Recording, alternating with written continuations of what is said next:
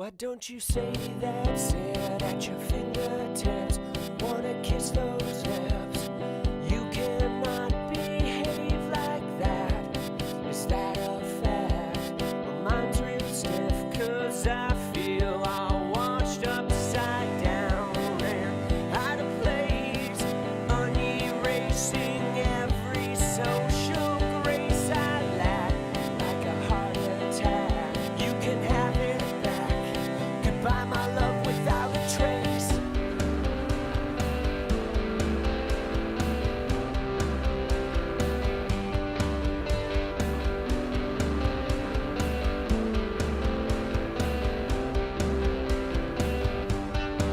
Why don't you lose your grip on playing innocent? Got me turning on me. You never wanna give again. I'm shy when I ask you why. You don't know what to say, so you just say goodbye. Get good at comparisons, and even better at avoiding your friends. I'm so sorry, I'm so delicate. So there you go. Goodbye, my love is out of breath.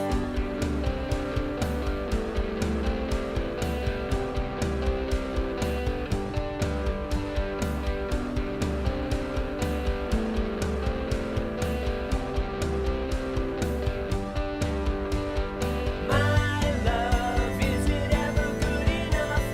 My love, is it ever good enough? My love, is it ever good enough? My love, is it ever good enough? Do you want me to? I do.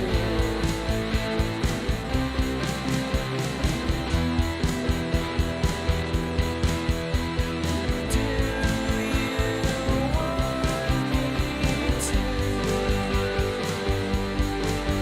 I do. I do.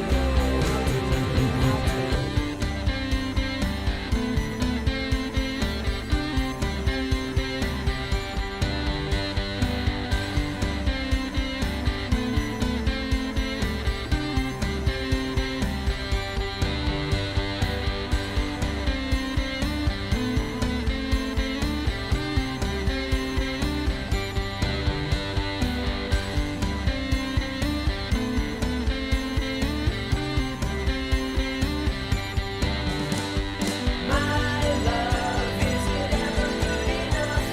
My love, is it ever good enough?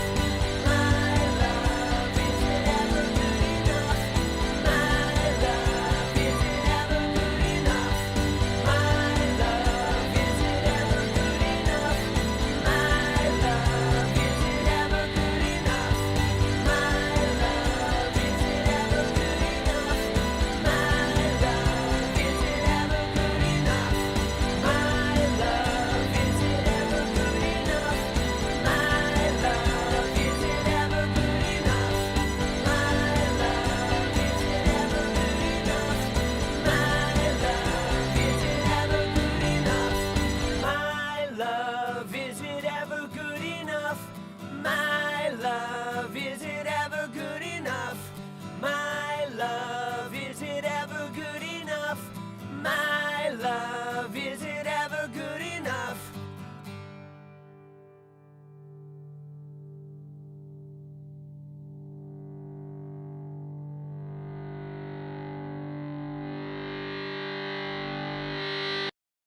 You're all I've got.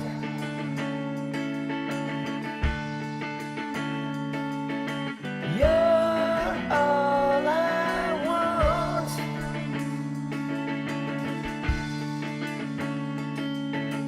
You're all I've got.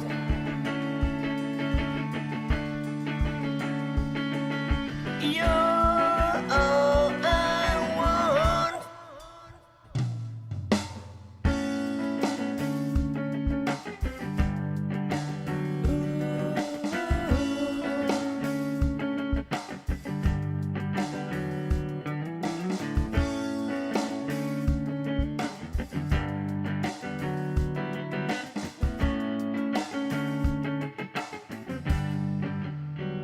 Back in the day, complications never wore my patience.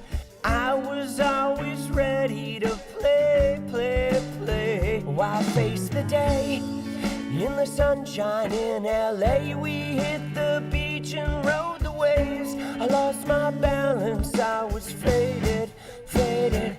I was trapped and wrapped up in a scene that was never really me. Plastic lights and starry eyes, and all the freaks were left outside. So I'd look in and wonder why. Where was mine? I couldn't find it, find it. But you're all I've got.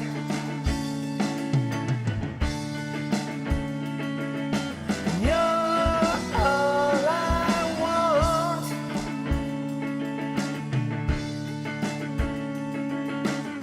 Some days it just feels like this will never be enough.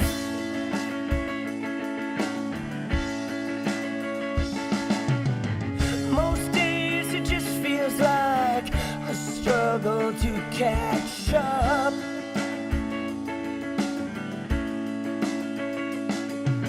And I won't mind the day I find what a peace of mind you are. 'Cause life is a wonderful mess.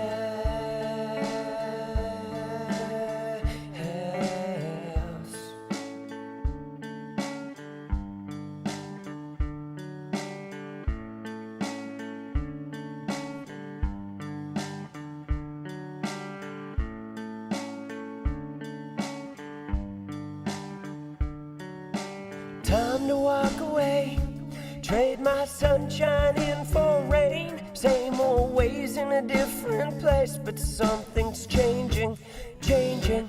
I wanted answers and direction. What I got was second guessing, hesitation, no sensation, just more questions.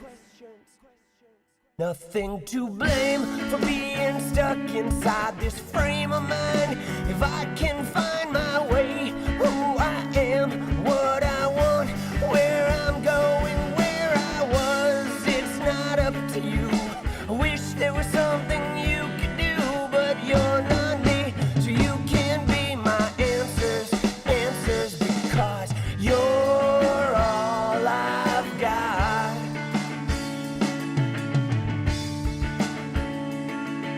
And you're all I want.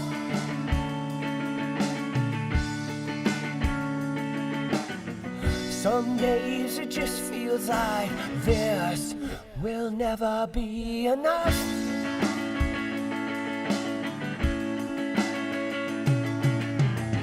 Most days it just feels like I struggle to catch up.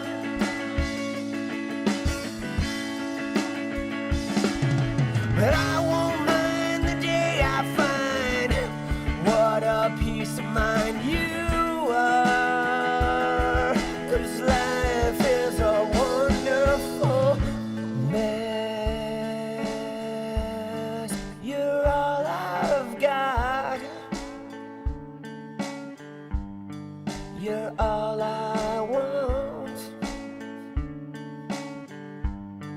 You're all I've got.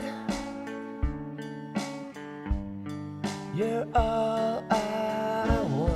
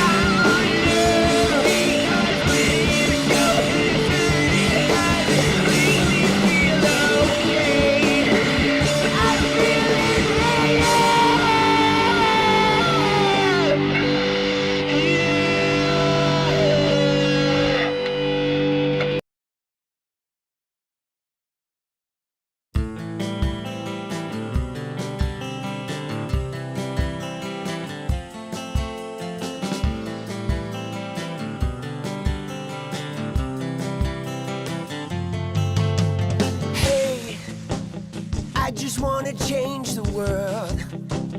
I just want the perfect girl. I don't want to hang around, I'd rather be found. It gets better, I wonder, my pleasure together. Everyone's waiting, anticipating.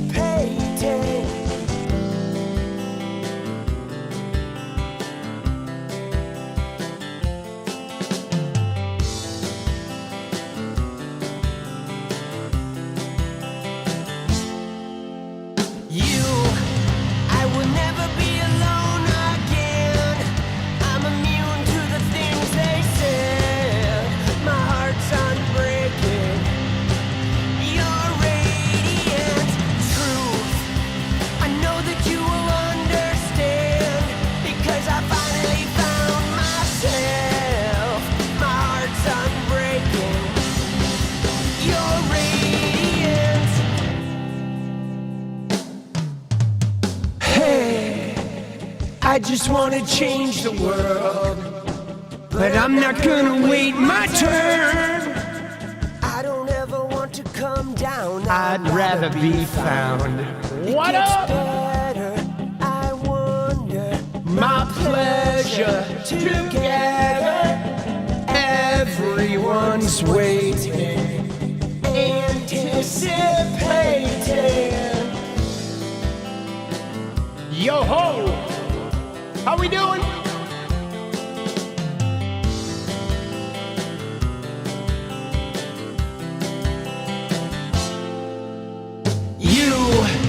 I will never be alone again. I'm immune to the things they said. My heart's unbreaking. You're radiant truth. I know that you will understand, because I finally found myself. My heart's unbreaking. You're radiant. You're radiant.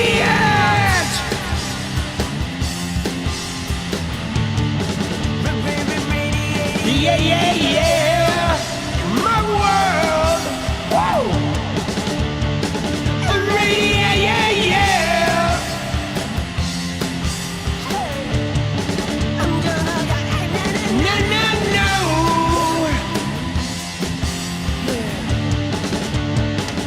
Yeah. I can't pretend. No, no, no, no. I hope this never ends. It's about you. I will never be alone again. I'm immune to the things they said. My heart's unbreaking. You're radiant truth. I know that you will understand, because I finally found myself. My heart's unbreaking. You're radiant. You're radiant.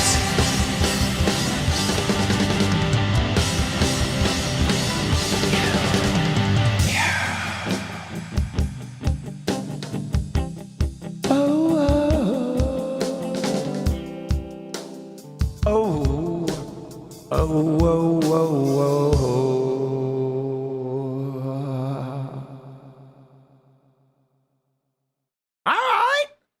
Let's go. Hold on, let me fix the glasses. Dude, how we doing? How we living? Dude, the Mariners won. That was good. After that humiliating 22-0 loss, they scored 7 runs in the first 2 innings today. And then they won 7-5, but boy, it sure would have been nice if they could have scored after those first 2 innings. Jesus, they eked it out. Dude, let's go. Jolly versus Donald's in Florida. Yes, indeed. Although I saw the Jolly guy. Here, can I just start with this while we're talking about Jolly? Okay, because dude, this guy's fucking corny. All right, he is. Look at what he said today, dude. He started off with this comment. Let's look at this, all right? Now, you got to remember that this guy, David Jolly, he was a fucking Republican, bro. All right? Again, I know he's trying to win a governorship in fucking Florida, but if you look at him, right, dude, he was a Republican until 2018. All right? So this guy, David Jolly, is not a fucking Democrat. He is another Republican that got mad that the Republicans got taken over by Maga. And so now he's trying to be a Republican in Florida. Now, I don't mind if he does this to win the governorship.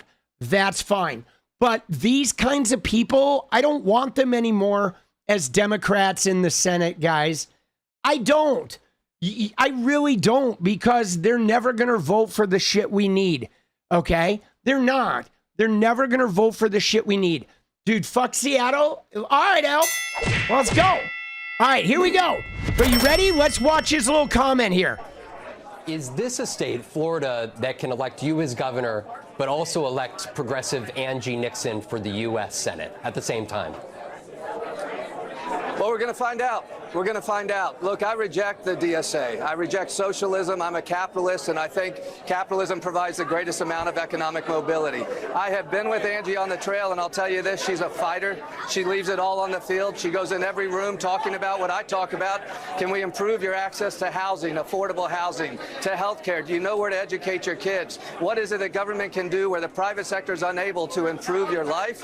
Angie's out there fighting for those same values. I think she and I have a very different approach to this. But look, I reject socialism. I'm a capitalist. We'll see how Florida's voters sort that out in November.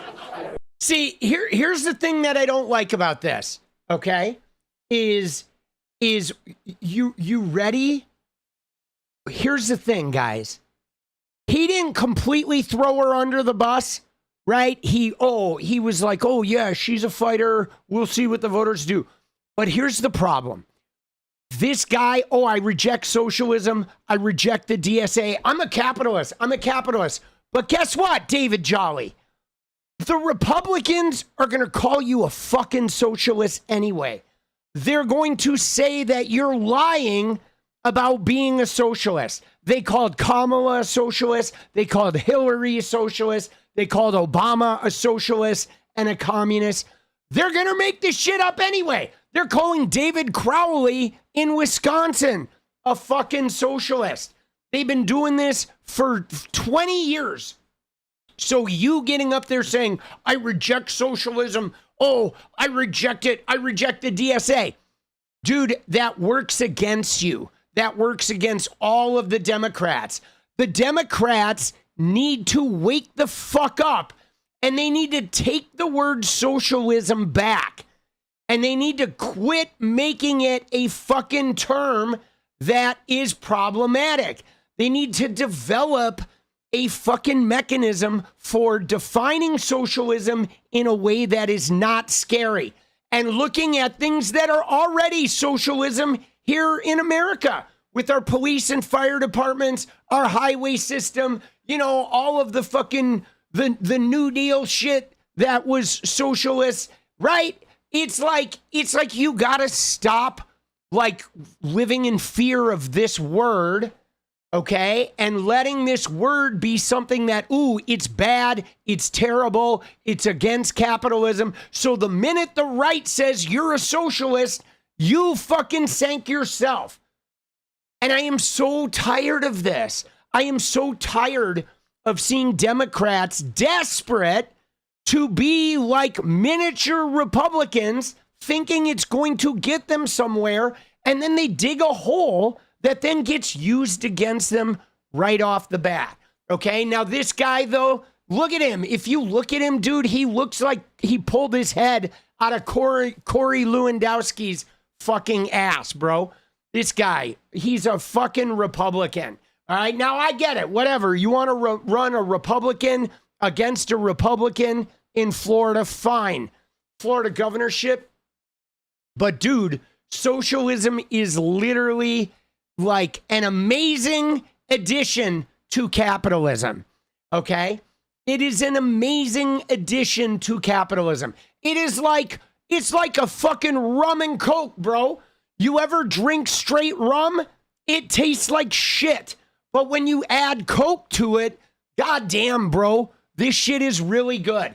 It's like cocaine and Jägermeister. They make a great pair, man. Jaeger alone will get you fucked up. Cocaine alone will leave you jittery. But you mix cocaine and Jägermeister, and holy shit, you're fucked up and you're high. And it's amazing, right? That's what socialism and capitalism are like together, okay?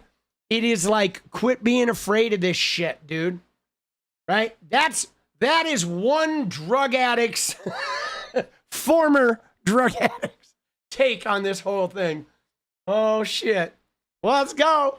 Let's go. Leave it to me to give you the perfect metaphor. Now, hey, guys, you want to see something crazy? Look at this, dude.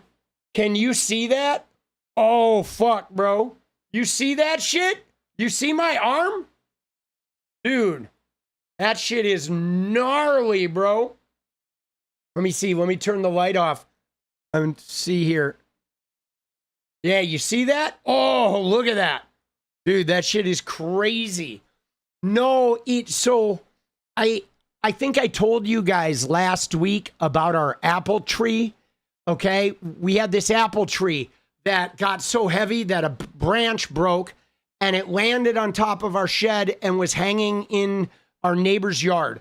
And so I had to go get out and you know, I bought this, we have a Sawzall, and I got one of these like tree pruning blades for the Sawzall.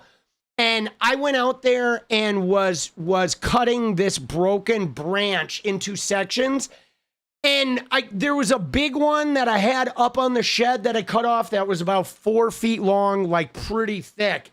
And I flipped it off the roof of the shed, and there was like a stray branch that I was unaware of. I thought I had pruned all the branches, but there was one branch that fucking hooked under my fucking arm and just shredded as I flipped this thing off of the shed.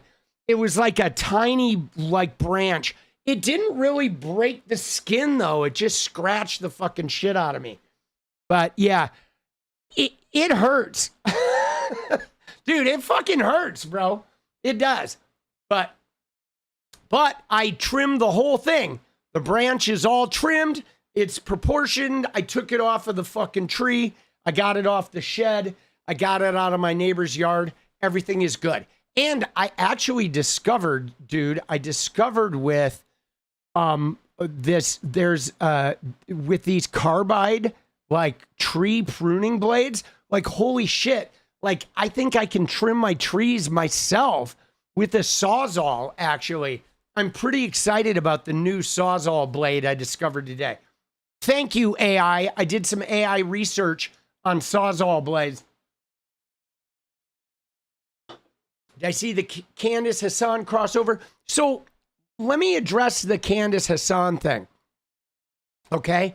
So the Candace Hasan thing, I don't think it's really a crossover.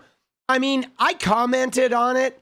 Okay? I mean, you know, I commented on this thing right here because I don't think, you know, I get it. He's like calling her a queen and whatever, but like I'm kind of in the same boat. I'm in the same boat, right? Because we know what they tried to do. All right. As soon as Charlie got shot, okay, Spencer Cox and all of these MAGA weirdos the immediate narrative was leftist violence. Leftist violence. Remember? It was when Jay Jones was running in Virginia and they were like, Jay Jones is going to kill your kids. And then they sent everybody out to Portland to agitate at the ICE, right? When the frog showed up. And then they were sending people to Chicago to fucking agitate ICE and Seattle. And they were trying to send the National Guard into LA, right? It was all this crazy shit, Antifa violence. And Candace destroyed that narrative, guys. She really did. she destroyed the narrative. She created a narrative of Israel and Erica and Egyptian planes and the US government and the CIA. And now, like, most of MAGA is like not even talking about leftist violence anymore. And so I actually think that was a really useful thing, guys. I think what Candace did was pretty amazing. And I don't think she was doing it to, like, protect the left, because the left had nothing to do with Charlie Kirk being dead, right? The left had nothing to do with it. Tyler Robinson, if he did it, is not a leftist. That guy is not far left. That guy is not DSA. That guy is not Antifa, right? That kid is just a Mormon kid with a confused sexuality who, is like fucked up in the head, right? If he did it. But they were trying to spin it into this leftist violence narrative, which we all know is bullshit. Leftist violence is literally like throwing a Molotov cocktail at a police station. Okay? Leftist violence is like, burning a building down during a protest or flipping a car over or something. Leftist violence is like property damage, expressing protest. If there is any leftist violence, leftists are not out there killing people. That is almost exclusively like right-wing shit. It's like 90-1, Dude, Elf, let's go. Elf says, can I say I love you as a human? Yes, Elf. I love you as a human too. You may say that. You are allowed to say that. Let's go, dude. Right? Let's go, baby. However, I do have to say that Candace, she completely diffused and rendered that entire leftist violence narrative like null and void. And she split the MAGA base, and she got a lot of the conspiracy theorists that had been trained by MAGA churning.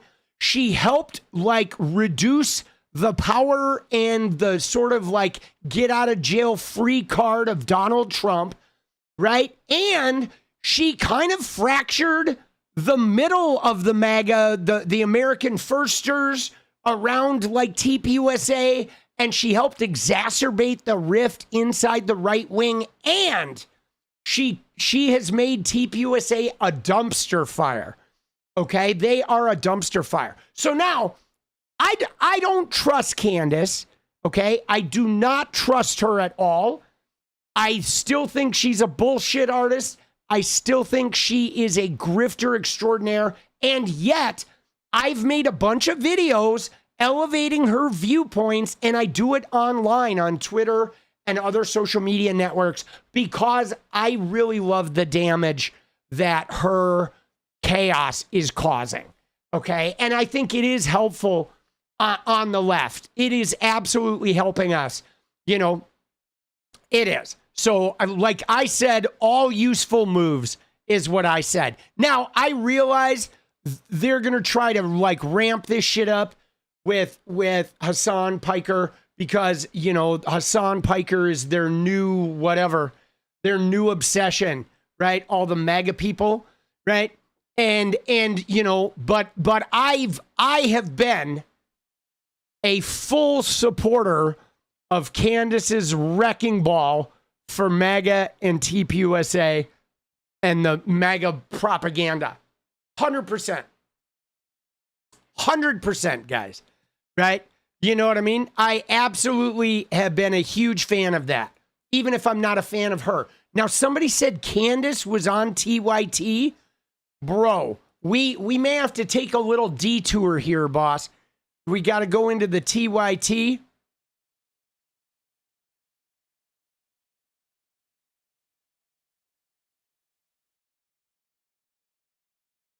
Was Candace real? Oh my God, dude.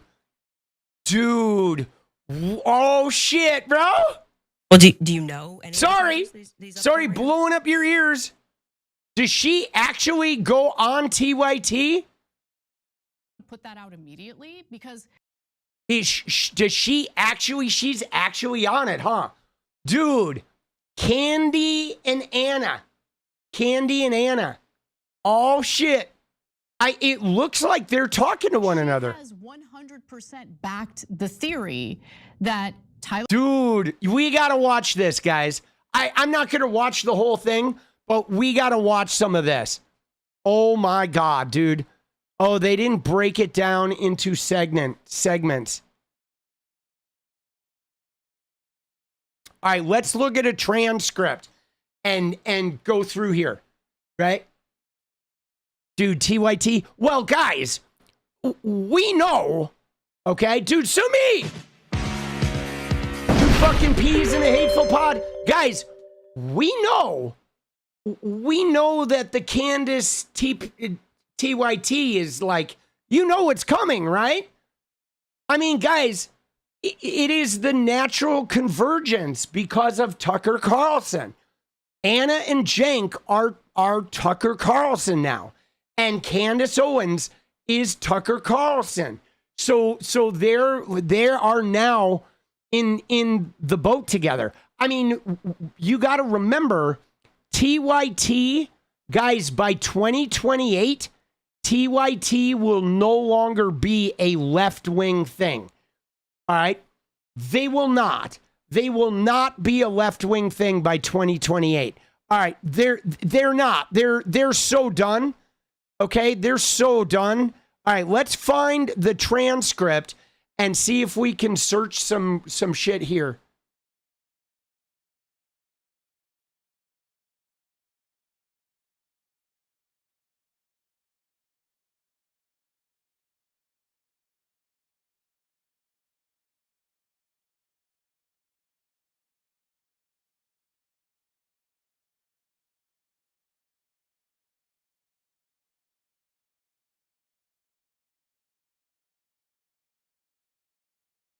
All right. All right, we're just going to get in.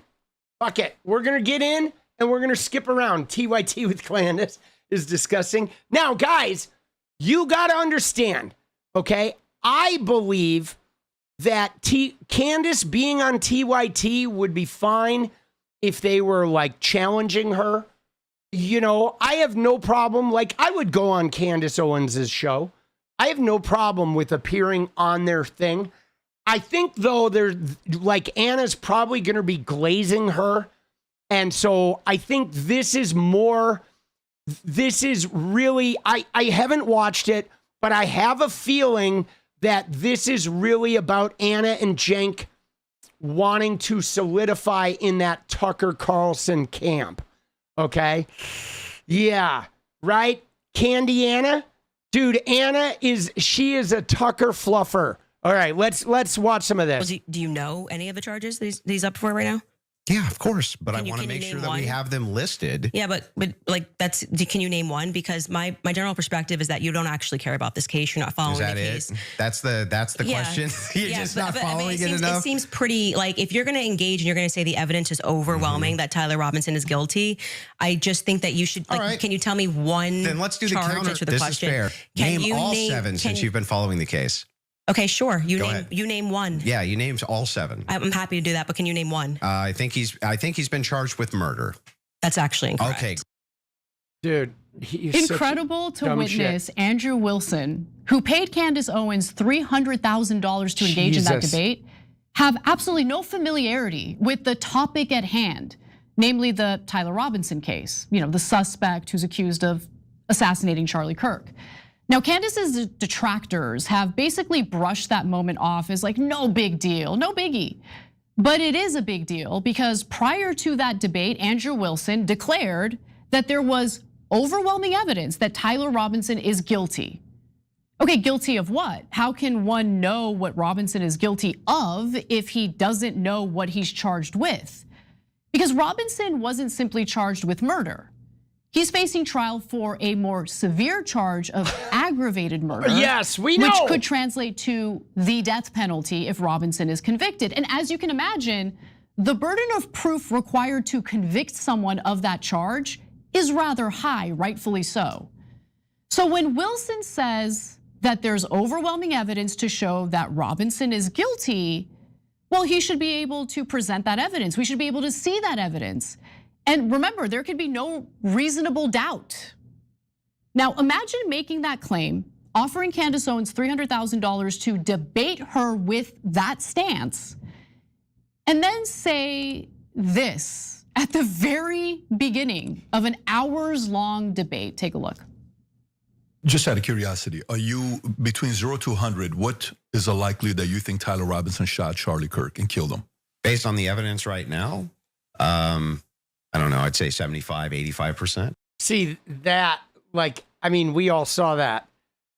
Like, okay, dude, right?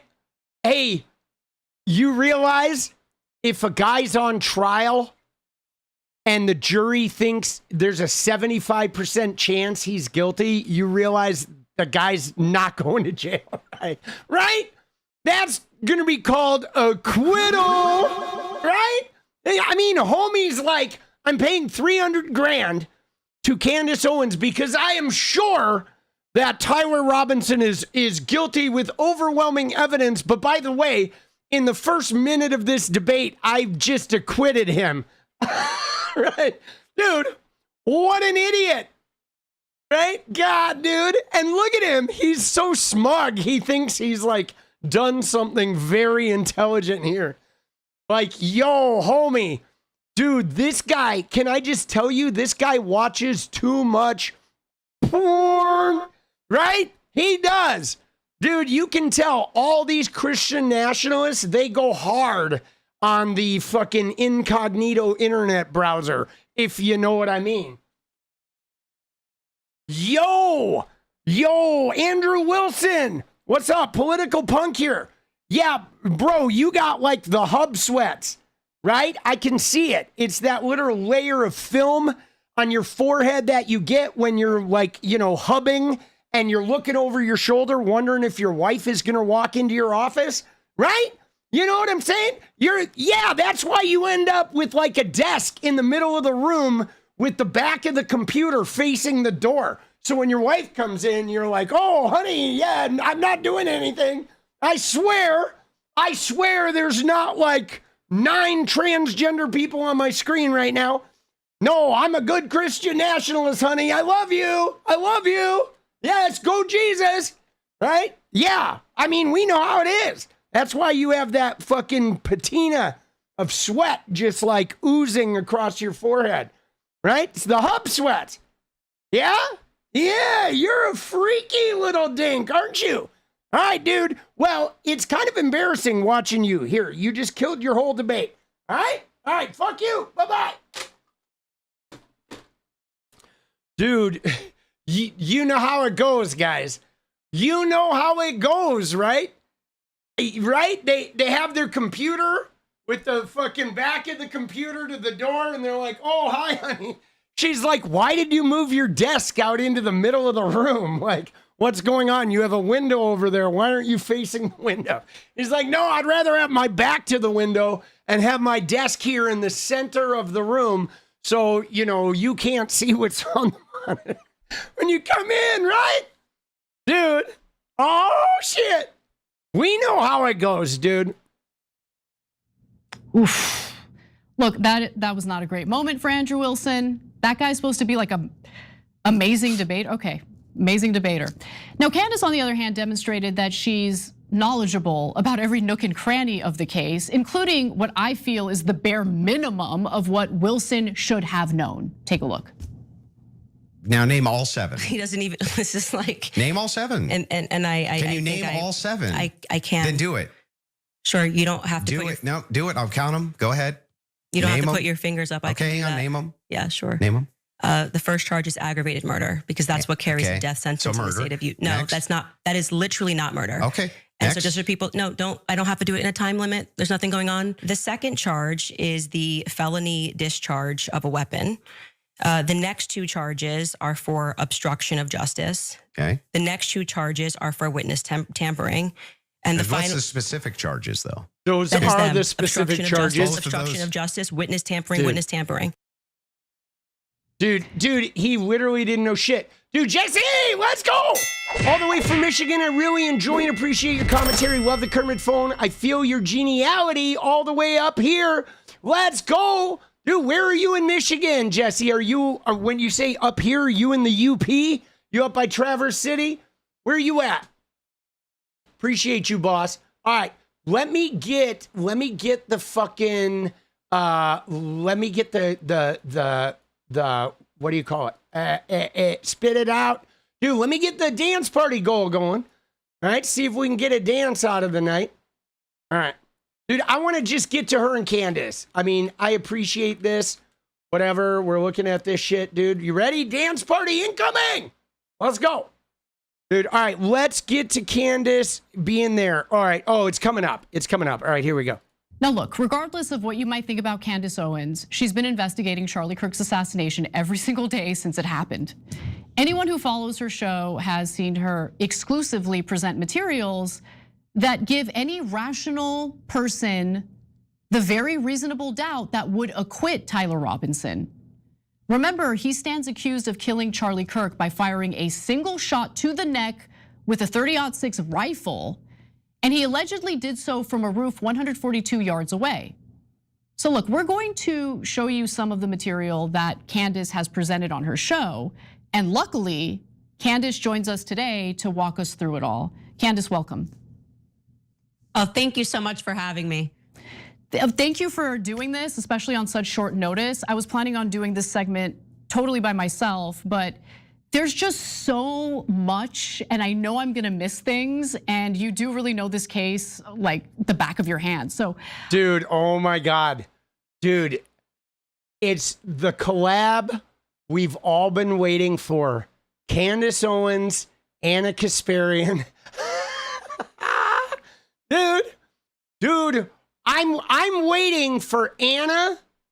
I'm waiting for Anna and Nancy Mace. Now, I realize Nancy Mace is obsessed with like anti-Islam, so I don't know how they're gonna work that out. Maybe they'll just talk about trans people. But yeah, dude, Candace, thank you so much, Candace, for coming on.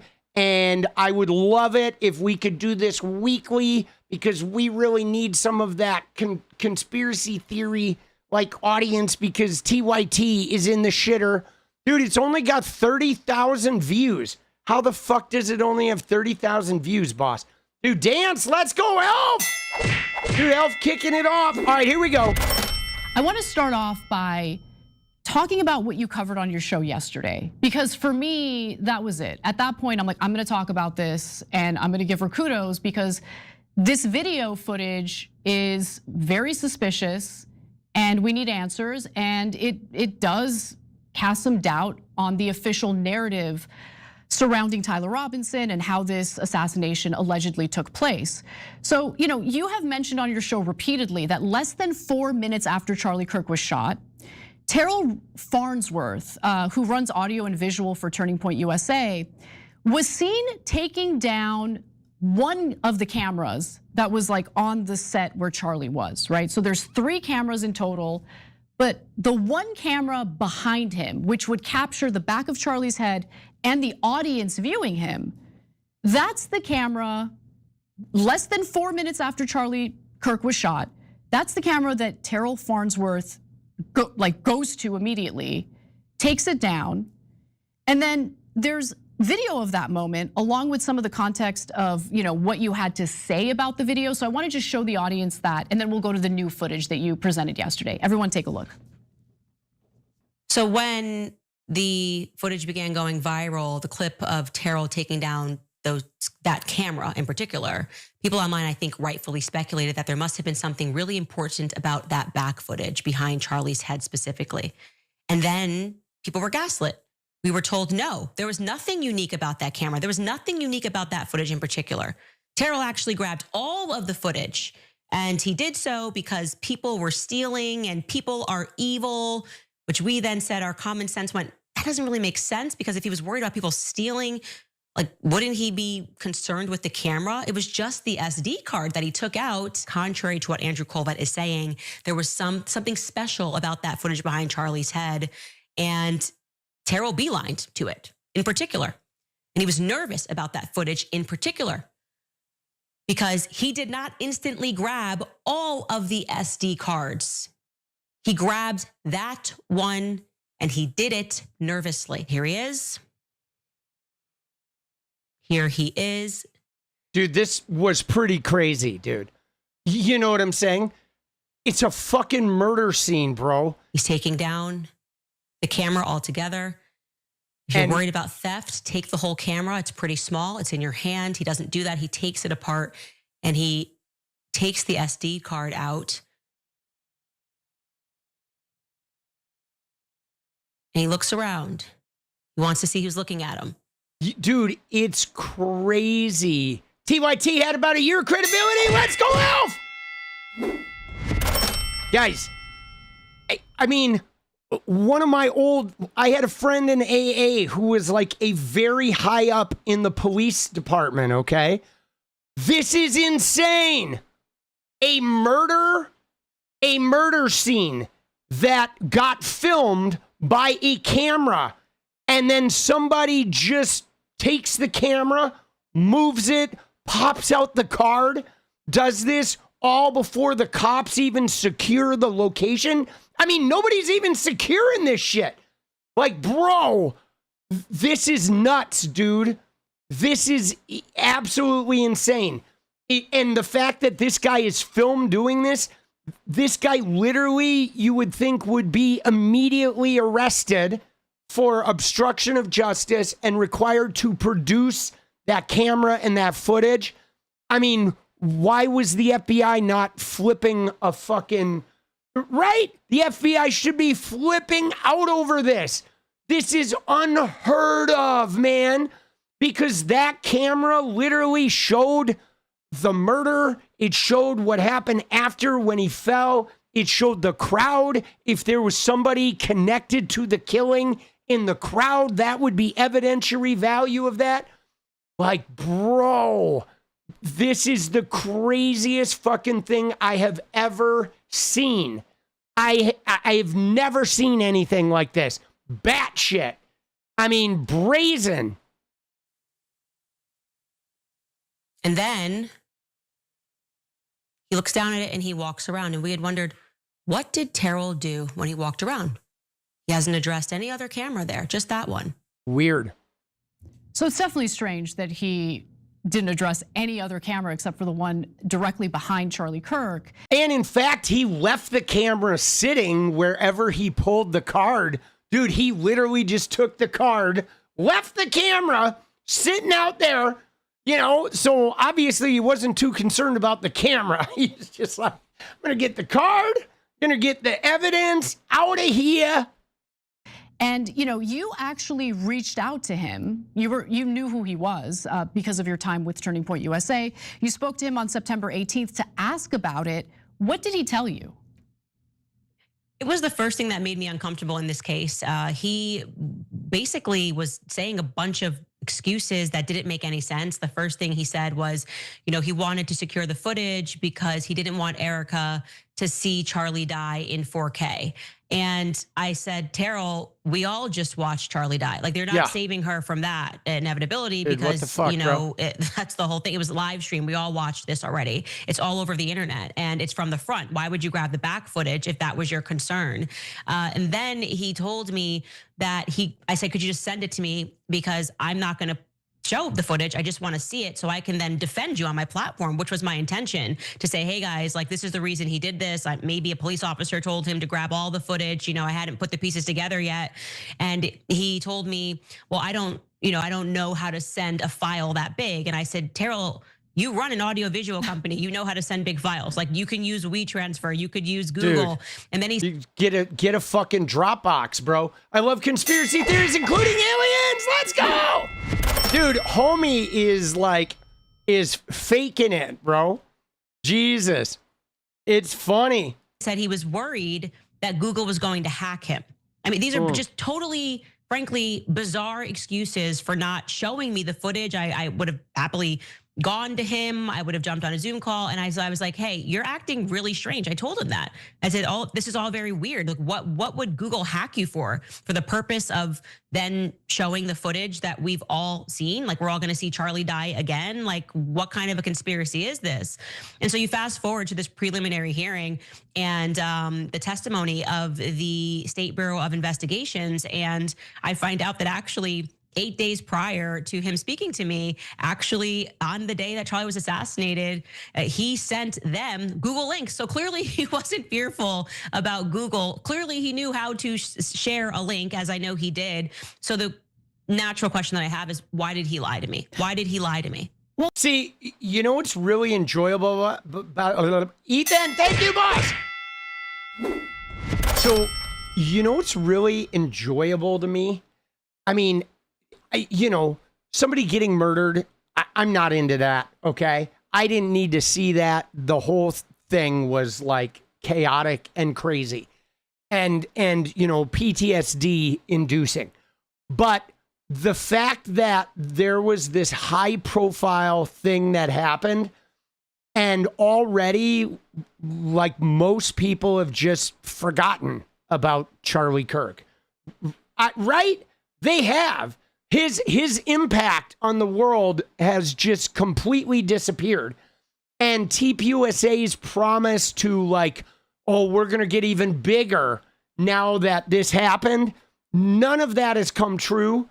They had to rebrand. They had to change their name. They had to, like, change their strategy. They've gotten nothing but bad press. Candace has made her hunt for the truth is become more of a story than what happened to Charlie, right? Candace's behavior is garnered more interest than the actual, you know, event did.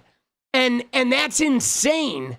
That is insane that something that high profile could happen. And yet, like, Candace's grift has completely overshadowed it. Right? I mean, bro, that's fucking wild, dude. Like, 2 years from now, nobody's ever even gonna know who this guy is anymore. It's gonna be as though he never existed. Well, not only that, and this is really important. So he took the SD card out of the camera. You just mentioned that he provided investigators with Google links of the footage. Did he provide as well them as a flash drive, which is what was testified to, which means what happened to the SD cards, right? So the SD cards, if you're saying that you wanted to assist the officers, you just give them the SD cards. They know how to figure out an SD card. You don't have to do anything to help them figure out how to do an SD card. And so if that excuse of I just wanted to secure all the footage was correct, that's what you would have done. But clearly his focus was that back footage because he even steps over another camera, which would have had a good view of people in the audience. If you thought, hey, maybe someone shot him that was in the audience or 𝗻𝗄𝗍 Center, I would have grabbed that camera that was behind him facing the audience and the questioners.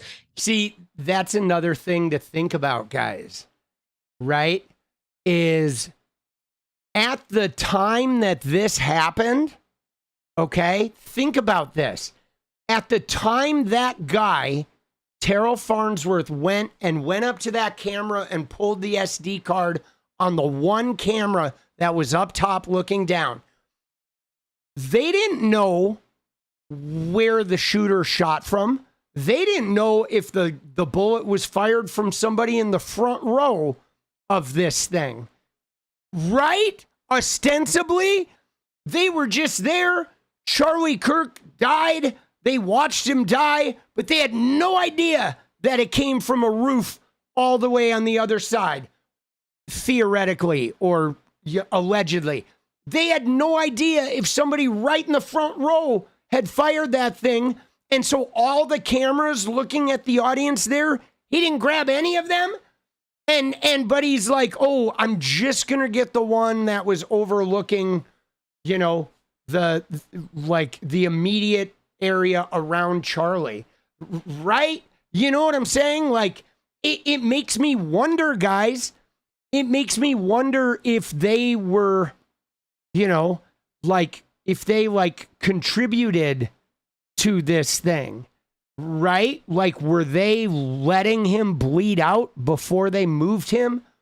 Were they, after everyone surrounded him and this happened, did they like just hold him there for a minute and like pick his pockets? Did they take something off his body? Did they, right? You know what I mean? Like, who knows what went on in that little scrum before they moved him? Did somebody put a knee on the neck to make sure it like it finished the job? I mean, I don't know. Weird stuff, guys. He steps over that camera and abandons an opportunity to grab that SD card at the same time. And he, nervously looks around, grabs that back one, and then walks around to the back of the tent, as you just showed. And, I don't want it to be lost on our audience, so I want to reiterate. He never provided, and this is based on the testimony that you can hear for yourselves during the preliminary hearing. He never provided the SD card, the original, SD card to the investigation. He just provided the Google links and a flash drive. Yeah, that also is crazy. That's crazy, guys. Think about that. He took the original evidence of the SD card out of the camera. Then he provided the police and the FBI with a flash drive and a Google link to what was on the SD, but not the actual SD. Dude, that's insane. Again, unfucking heard of. There is no way a police investigation would ever have let that be, right? They would have wanted the original SD card. They would have done digital forensics on it to make sure that nothing was deleted, nothing was cut or edited in camera. They would have made sure all the files were in sequence. They would have watched every file on that camera from beginning to end to see if there were any suspicious persons on it. You know what I mean? Like, there's just, they would have done that with every fucking SD card and every camera up there. Every one of them, guys. And here, 𝗙cie𝗶𝗃𝗀's FBI and these, investigators with this high profile, like what they called a political assassination, they let some flunky from TPUSA say, hey, here's a flash drive with some files on it and a link to my Google Drive. Yeah, there you go, FBI. Have at it, right? No way, dude. No fucking way, dude. I am certain they're in on it now, 100%. Which would indicate that there's a possibility of evidence tampering, no? Yeah, I'm not saying that he did do that, but that there's a possibility for that. There's certainly a possibility, and what's also interesting to me is like the SBI, they control the case, right? So that's the State Bureau of Investigations. The lead investigators on the case are the SBI. They were on the ground that day. I believe he testified. It was about 1:30 by the time they started saying, okay, this is your job, your job, your job. Your job is to secure the surveillance. Why are you not giving them the SD cards? And the only excuse that we have gotten about where those SD cards are came from Andrew 𝗙𝗪𝗏 weeks later. He told the public that the SD cards were given to the FBI. That makes entirely no sense. This is not a federal case, this is a state case. The lead investigators are in the state. Who in the FBI has those SD cards, and when were they given those SD cards? Now they're saying they gave the SD cards to the FBI. Take it back to Arizona and then give it to 𝗙cie𝗶𝗃𝗀 thereafter. We don't know, but these are questions. Dude, they gave it to Mitch McConnell is who they gave it to. And it's currently in Mitch's colon. Anybody who's looking at this case should be rationally asking because Terrell had an opportunity to edit that footage. He did. He just did. And the story that we were told by Andrew 𝗙𝗪𝗏 was that he just wanted to secure the footage for the purposes of making sure that nobody stole anything because people are evil. But actually, I don't think his priority was making sure that things weren't stolen because he left those other cameras. He left that other SD card as the one that he stepped over and addressed his computer. Right. Like, that's not the first thing. And I want to be clear. This is all happening within 10 minutes of Charlie getting hit. Terrell runs up to a ledge. That's crazy. Records a selfie video of himself. As Charlie's being carried to the car, he says, Charlie's dead, which is a stunning thing to say. A stunning thing. Nobody knew that Charlie was dead. Charlie wasn't going to make it. He explains it away. I was close to him. I saw how bad it was. I just, assumed he was dead or whatever. Okay, I'll accept that. Your next step is not to call 911, but to jump down and secure the camera behind his head. Are we allowed to acknowledge that that's strange? I mean, I'm acknowledging it. I do think that's strange. And what's even more strange is... Yeah, it's weird to make the video. I mean, I'll be honest, guys. I knew he was dead, okay? I did. I saw people tweeting like, oh, I think he's going to pull through. It's like, no. Once you saw that, like, homie was not pulling through. I knew he was not pulling through. But for the guy to make a selfie video, it was real weird too. He went up like underneath, there was kind of like an overpass.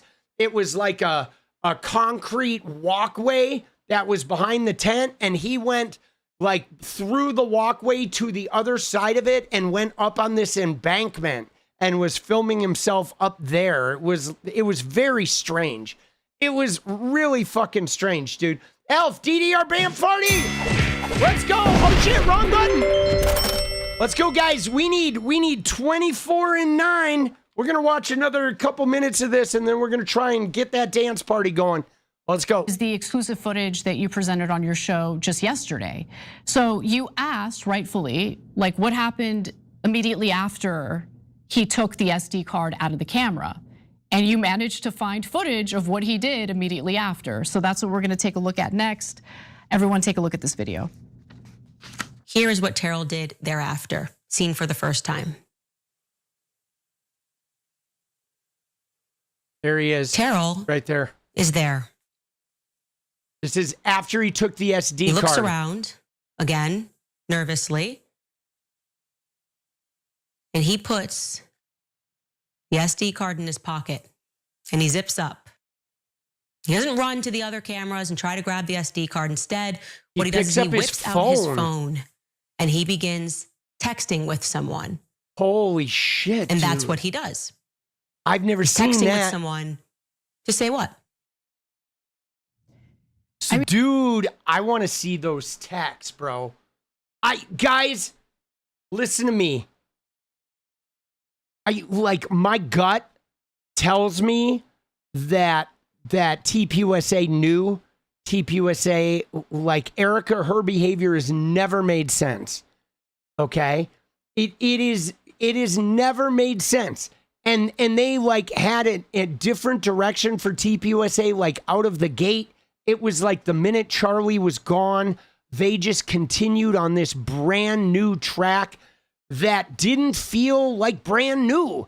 It felt like it was track that had already been laid, right? That's what was so weird about it. It was like they had the after Charlie's death plan for TPUSA already like humming, like the engine was running. And the minute he was dead, they just opened the garage door and drove out the new fucking model. And it always felt weird. And it always felt like she was grandstanding with the orange hands and the Instagram video. I love you, I love you, I love you. Then she's like, you don't know what you've unleashed. And then she's like dancing. And then she's like, doing pyrotechnics and, selling hats to a stadium. It was all just so weird. They had the tent out there. Yeah, come take a selfie where Charlie died. Dude. And then it was like they were holding pictures of him making content and shit. But meanwhile, everyone in the replies, all their former fans are like, dude, what the fuck is going on? Why are you guys so different? Why is this not like Charlie? Right? Dude, just fucking weird shit. And it never sat right with me. OMG, CNA, Tommy misbehaving, and Steph, let's go. All right, guys. Dude, we got 6 minutes. You ready? We're going to finish this in 1 minute. We're going to finish this story. We hit a fucking pinnacle point here. But right now, guys, okay, listen to me right now. Very important. We need 23 in 6 minutes if we're going to dance, okay? All right, you ready? There we go. Here's a fucking bicep, a wounded bicep for you. Sorry to give you PTSD. 23 and 6. And then we finish this. Candace is dropping some new footage. Just call me Rainy Love from Ohio. Let's go, Rainy Love. We love to see it. Thank you, Rainy. Appreciate you. 22, guys. 22 away. When do I start training for the 𝗙ecie𝗶𝗃 fight? So, yeah, I don't know if you guys saw this. We'll take a little detour while we're doing this. But I did. So, 𝗙ecie𝗶𝗃 today was like using anti-trans slurs. So, I did make a challenge saying, yo, Pete 𝗙ecie𝗶𝗃, you like to run your mouth with the anti-trans slurs? You think you're tough? I think you're chicken shit. You and me in the ring. Let's show the world how tough you are. I'm 56 and I'm ready to prove that you're a weakling. I have not heard from Pete 𝗙ecie𝗶𝗃 yet, but I will keep you updated. But yes, I would love to get in the ring with him. Oh man, there's a female-owned boxing gym in Portland. I will go train with the owner. If he takes that fight, I will train and I will thump that guy. Dude, Lib Boss. Let's go, Aussie. Mom, Mariners, and apple pie. Let's go, guys. 4 minutes. We need 21 and 4, baby. That's 5 a minute. We got to hit it up, dude. Let's go. Where's your 𝗙𝗏𝗃𝗃? Dude, I got an 𝗙𝗏𝗃𝗃 right here, guys. Let's go. Oh, yes. I'm very moved. Oh, my God. That was so traumatizing, right? Dude, there's the 𝗙𝗏𝗃𝗃. Thank you, Le Boss. I get PTSD watching you daily. Elf, sorry about that, dude. Hey, Pig's Breath, let's go. One true. Appreciate you, boss. 4 minutes, guys. We need 18 and 4, baby. 18 and 4. Let's go. Giddy up. Oh. 18 and 4, boss. 17, shrimp on the bobby. Let's go. Thank you, Jason's. Dude, pretty K machine, I need to dance in this dystopian timeline. We do indeed. 16 away, guys. 15 away. Jason's Australiana with a shrimp on the bobby. Let's go, guys. 3.5 minutes, 15. Let's go. Dude, I would thump that guy. I'm serious. Me versus 𝗙𝗏𝗃𝗃. Bro, I would love to do it. You just joined. We're trying to hit our dance party goal. We need 15 in 3 minutes. Let's go. Dude, yeah, it would be amazing. Go get Jank's ass, dude. Dude, see, with Jank, I have to make sure there's a little distance there because I feel like he could just glom onto me and take me down just with the weight differential. 3 minutes, guys, 15. But I bet I could thump him too, dude. 𝗙𝗏𝗃𝗃, though, is a wuss, boss. Dude. But I'll get in the ring. I'll get in the ring with anybody, boss. Dude, let's go. 240. 15 away, guys. Are we dancing? Are we dancing, dude? Jason's Australiana. Let's go. Shrimps on the bobby. 14. Jabba the Jank. Jank the Hut. Jenka the Hut. Let's go, dude. Frowo. Aussie Welder. Let's go. Shrimps on the barbie, dude. The one. Tommy kick Keg's breath through the next universe. Let's go. Dude, funny alien just came, dropped in streaming and fucking already hitting it up. We're 10 away, guys. 2 minutes. 10 away, 9 away. S. Smith. Let's go. Dude, Girl Friday on Tuesday, on Wednesday. Let's go. 8 away, guys. Dude, let's go. Dude, that one's taking a hot minute to register. There it is. 8 away. Dude, Girl Friday on Tuesday, on Wednesday. It is still Wednesday. Dude, let's go. I'm ready for Heg's breath. Dude, Heg's breath. Fucking cokehead. Dude, Shin Godzilla. Let's go. 7 away, baby. 1.5 minutes, dude. I wish I could post enough for a DDR. Let's go, Elf. Let's go, baby. Dude, 6 away, dude. And then there were 5 away. 𝗙𝗏𝗏𝗃 said something about Stephen Miller coup. All right. I don't know what that means, dude. Stephen Miller, 2 Stephen Millers, 1 cup. Is that what you're saying? Dude. Dude, 2 Millers, 1 cup. Stephen and Katie. Oh, shit, bro. 5 away, guys. 2 Millers, 1 cup. 4 away, Don's party. No fighting, kids. Kelly, let's go. Dude, nothing to see here. Need to queue up rightoid reaction vids to 𝗙𝗪𝗏𝗏 𝗙𝗪𝗏 impression. Let's go. 50 seconds, dude. Jason Australiana dropping his shrimp on the bobby. 2 away, guys. And then there were 2. Let's go, baby. Hegseth is compromised by Russia. He can't defend Trump without mentioning Biden. Dude, Hegseth is a drunken grapist, right? He's just stupid. Dude, funny alien and Engrain top 5. What do I get? Let's go. We did it. Dude, let's go, dude. Funny alien coming in. Dude, top 5. What do I get? Dude, Mariners win is what you get. You don't have to sit in the dark all room or sit in a room in the dark all night, Engrain. Dance like we're at a Husker Du concert. Let's go, 2 Sugar. I think I saw you mention Husker Du during one of my songs in the intro, or somebody mentioned it. All right, you ready? Let's see Candace finish it out with this new piece of information she added here. Dude, Farnsworth fucking yanked, bro. This shit is crazy. Craziness. Dude, Frau Hansen, right? Or Frau Hansen. Dude, Frau Hansen, dance party and my birthday greetings from Germany. Let's go. We appreciate you, Frau Hansen. Let's go, dude. Second time sending a chat to anyone need that dance. Rainey, we got it. Dude, we got it. Let's go. All right, you ready? Let's see. Dance party has been secured. Go. I mean, that's a legitimate question. And think about the traumatic scene that everyone just witnessed. Less than 4 minutes after Charlie Kirk gets shot, he goes for the camera to take the SD card out. Like, I just feel like most people their mind wouldn't go there. I mean, and I could be wrong. Everyone reacts differently, I guess. But I know I wouldn't react that way. My first thought wouldn't be, I gotta get the SD card out of the camera directly behind Charlie Kirk's head. It's just strange. Which is the least important footage when you consider the shots. It's the least important footage is going to be that footage because traditionally it always just showed kind of what was at Charlie's feet and a little bit of the audience. It's not a great shot of anything, actually. The other 2 cameras would be more significant. If that was your instinct to secure the footage, why not do all 3 at the exact same time? Why this one being prioritized? And I also want to raise the most significant part. He violates the crime scene to do it. He pulls the chair that Charlie, according to him, just died in because he said instantly that Charlie was dead. So he knew it was a crime scene and he drags the chair that Charlie was sitting on that has blood all over it and stands on top of it, stands over the other camera, which has been knocked over, to basically unfasten that camera, to bring it down, take it to the side, doesn't care about all of these expensive cameras that could be stolen. You know, Andrew's story is he was worried about people stealing. Well, okay, let's secure the cameras.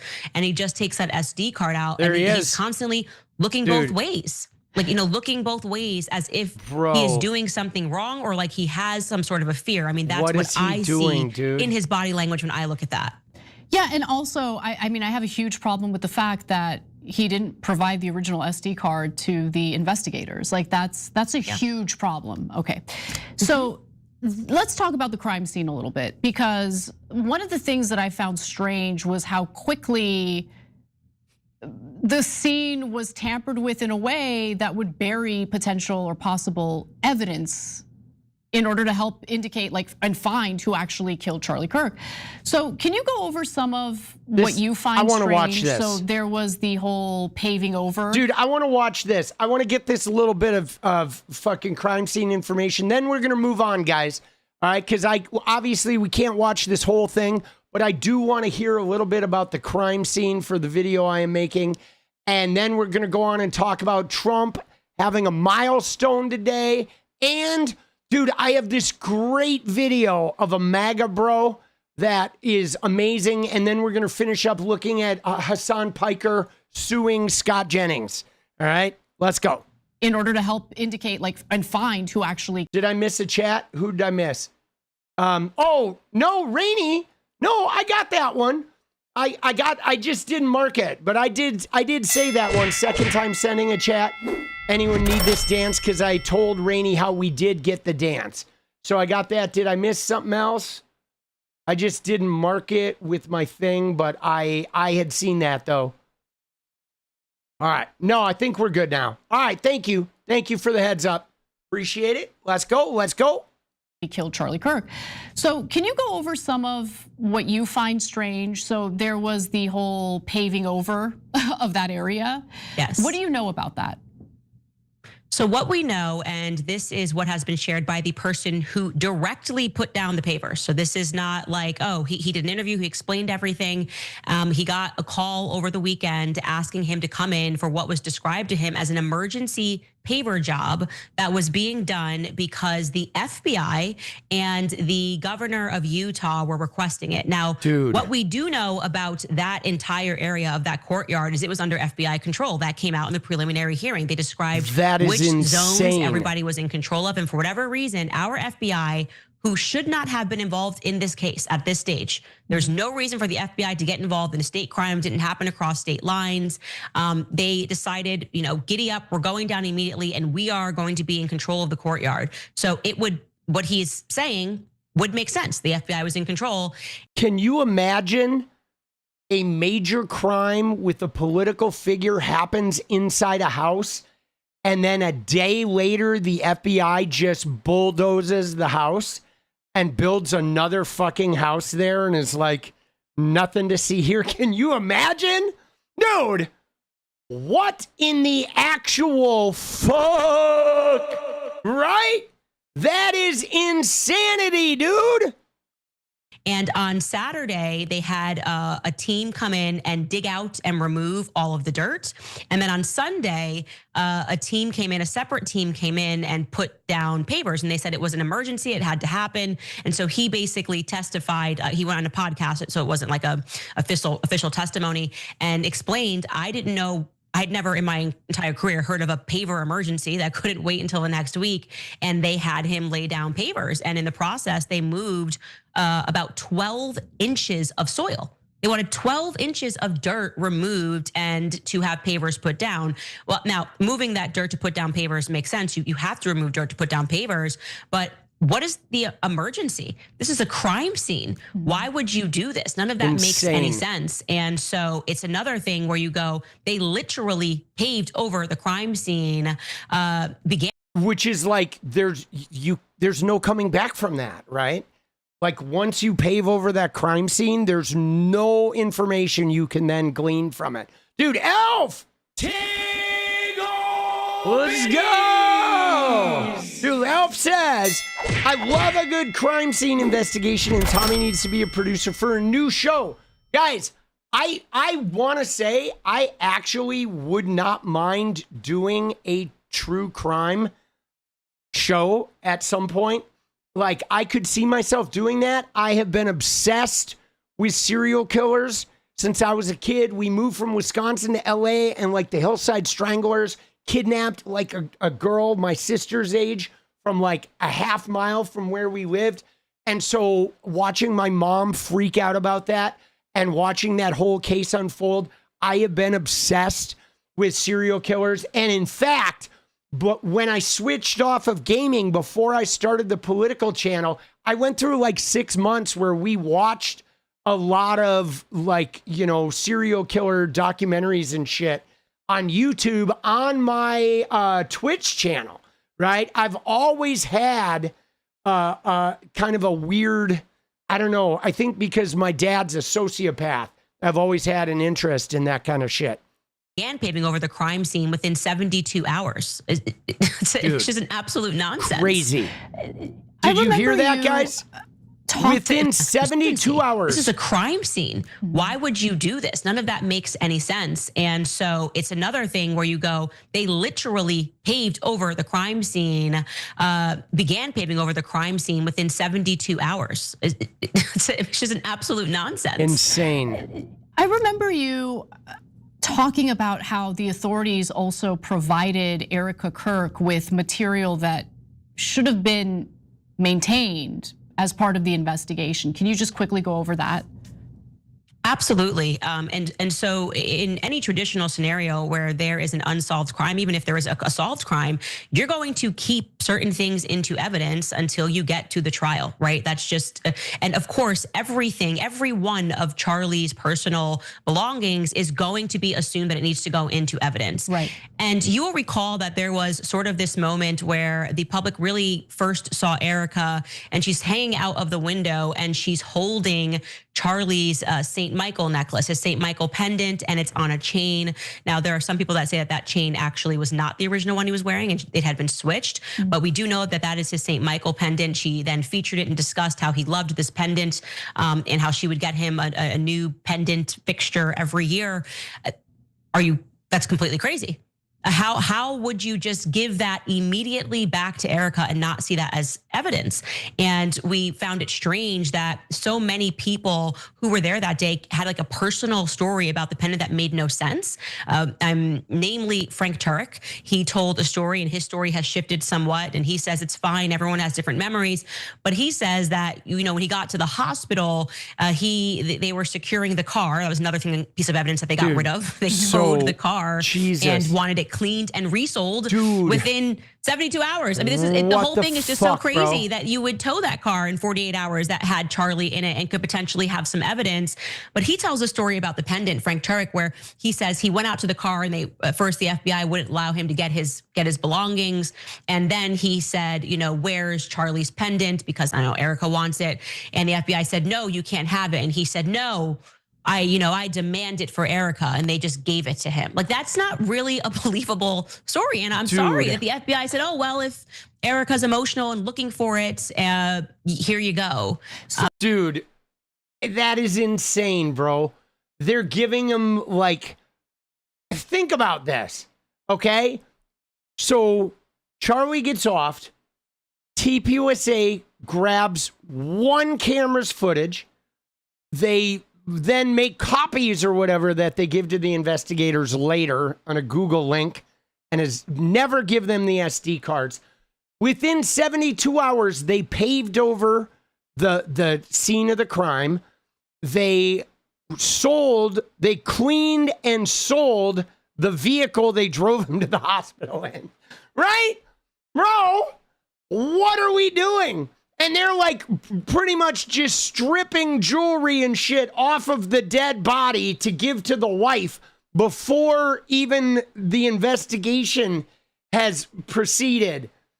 I mean, dude, this is some Barney Fife police work, bro. Those of you who have watched the Andy Griffith Show, this is like the worst police work I've ever seen. Well, where's the evidence? We paved over it and sold it. What do you have? Well, we have copies of some videos that were given to us, and we have, that's it. That's all we got. And we have this gun that we found in the bushes. Dude, yeah, Mayberry, dude.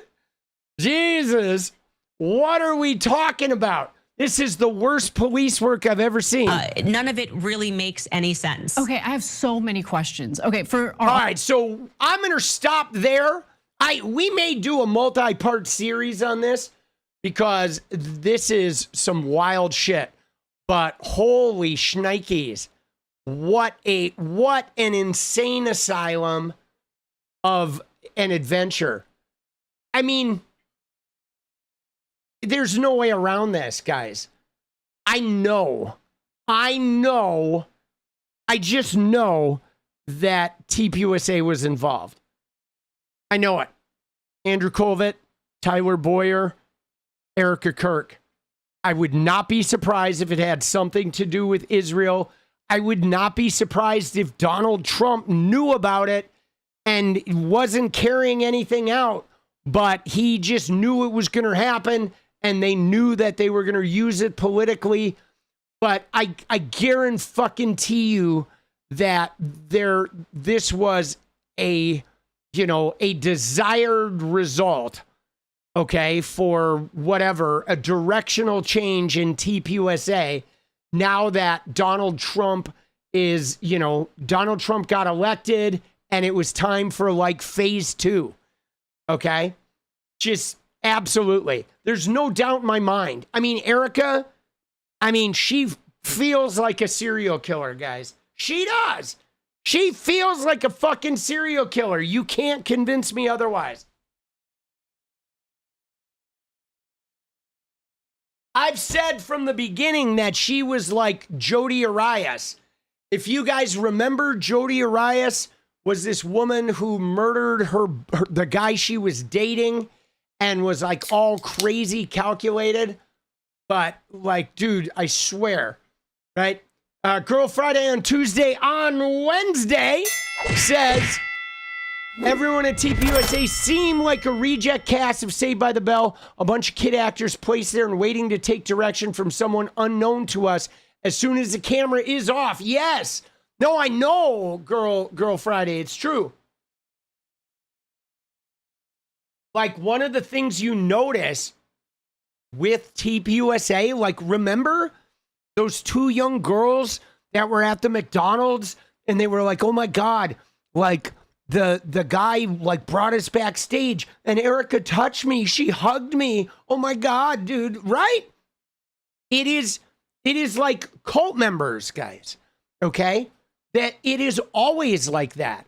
They are like, they take these young religious people and they convince them that like we are like missionaries of God and we're going to bring you in here and do exactly as you're told and you're going to be like changing the world. And they rope people in with this Christianity, this God shit. And these people are already like pretty severely brainwashed. It is creepy, dude. Creepy. Yeah. Yeah. And one thing also, TPUSA has had a long history of SA, okay? Like questionable SA behavior in that organization, a long history, all right? They've had a real problem with it. All right, you ready? We got to move on, though. We got to move on to Donald Trump, okay? Because today, guys, Donald Trump set a milestone, okay? A fucking milestone. Hold on, let's see if we can find some information here. All right, first off, look at the hand, bro. Jeez. Look at that. That's today. The whole thing, it used to just be the back, but now look at this. It is like the discoloration, whatever the painting they're putting on is going all the way to like around the thumb. His now left hand, it's like the whole hand is being make-upped, okay? The whole thing is just caked on. His thumbnail does not look good. Something's going on with that too. That is gnarly shit, guys. That is so crazy. That was today at the White House, okay? Now we got to look at this, okay? Because Trump here, me saying here. All right. Interest rates should go down. I mean, every time I hear our country's doing well, I say, oh, it's too bad because they lift up interest rates. They should drop interest rates because it means we have a strong country. And dude, they're not dropping interest rates because the country is in a disaster. All right, let's see. Hold on. Here we go. See what we got here. Did anybody ask him about it? Wait, I want to see here. Dude, oh, look at his face. Jesus, dude, look at his face, guys. Look at him. Look at the fucking cheekbones here. What is going on with Trump, dude? I honestly think he is like dying right in front of us. Look at that. Is consonant with our belief that the most important priority is for Congress to send the Clarity Act to your desk for your signature. And the SEC is doing everything we can to support that work. Dude, look at him. He is not looking good, dude. He is not looking good.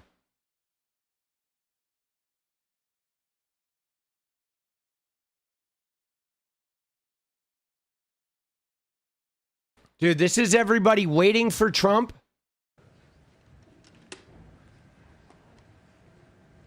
Dude, what is this fucking guy doing, bro? Dude, is this Scott Pressler's fucking younger brother or what? Like, what is everyone doing? Dude, look at this guy.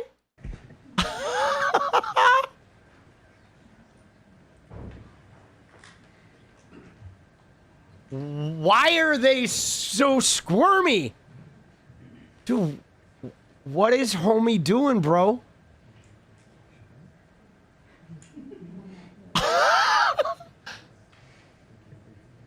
Din, din, din, din, din, din.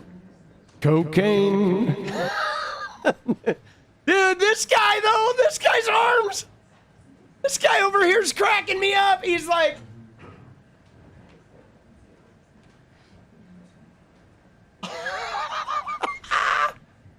He's got the greatest... Dude, I don't think those are real arms, bro. I think he has, like, fake hands just hanging out of his fucking jacket, bro. What is going on, dude?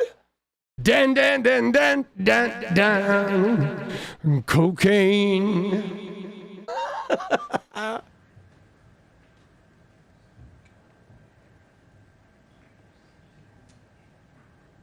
Dude. This is so weird. Dude, this guy is like making me nervous over here. He can't... Like, what the fuck is going on, bro?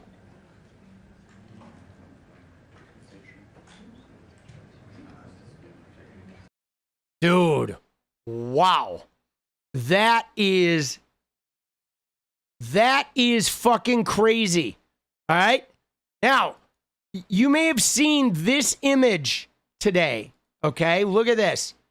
Let me show you the image. Those people are so strange, but we got to go to the White House fucking account because they posted this image of Trump walking around outside the White House, right? He says, "A lion among sheep" is what it says.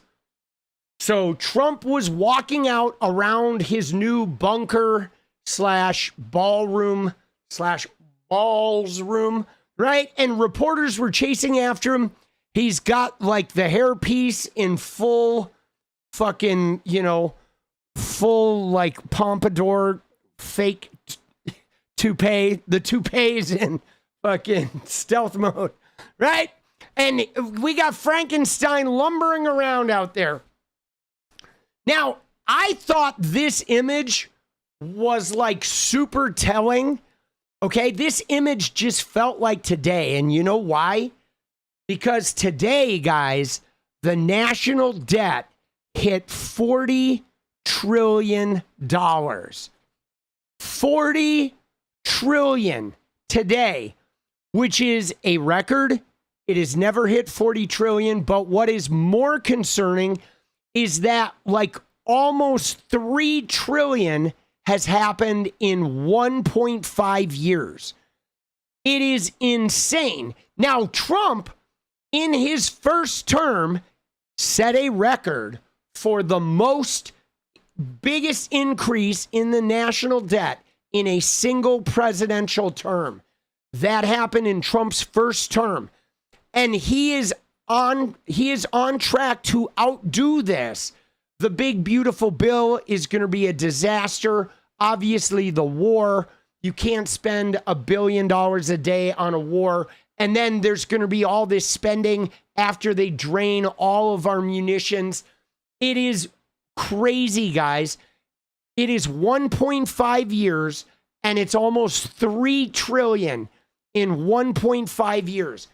And I'm surprised that we don't have a reporter asking him about this.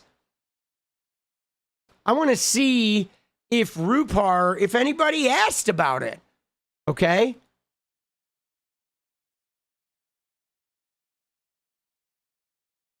Nobody asked Trump about this today. See, to me, guys, this is a dereliction of duty, okay?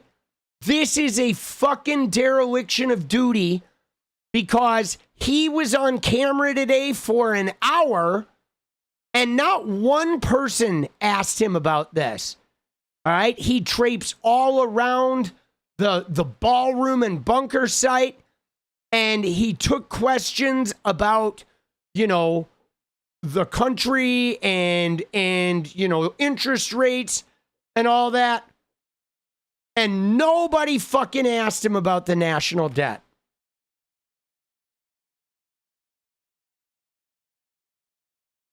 All right, let's see Trump standing here with the fidgety guy. Tokenization will open up markets that have long been out of reach, including private companies. Today, too much economic value is being created before ordinary investors get a chance to participate.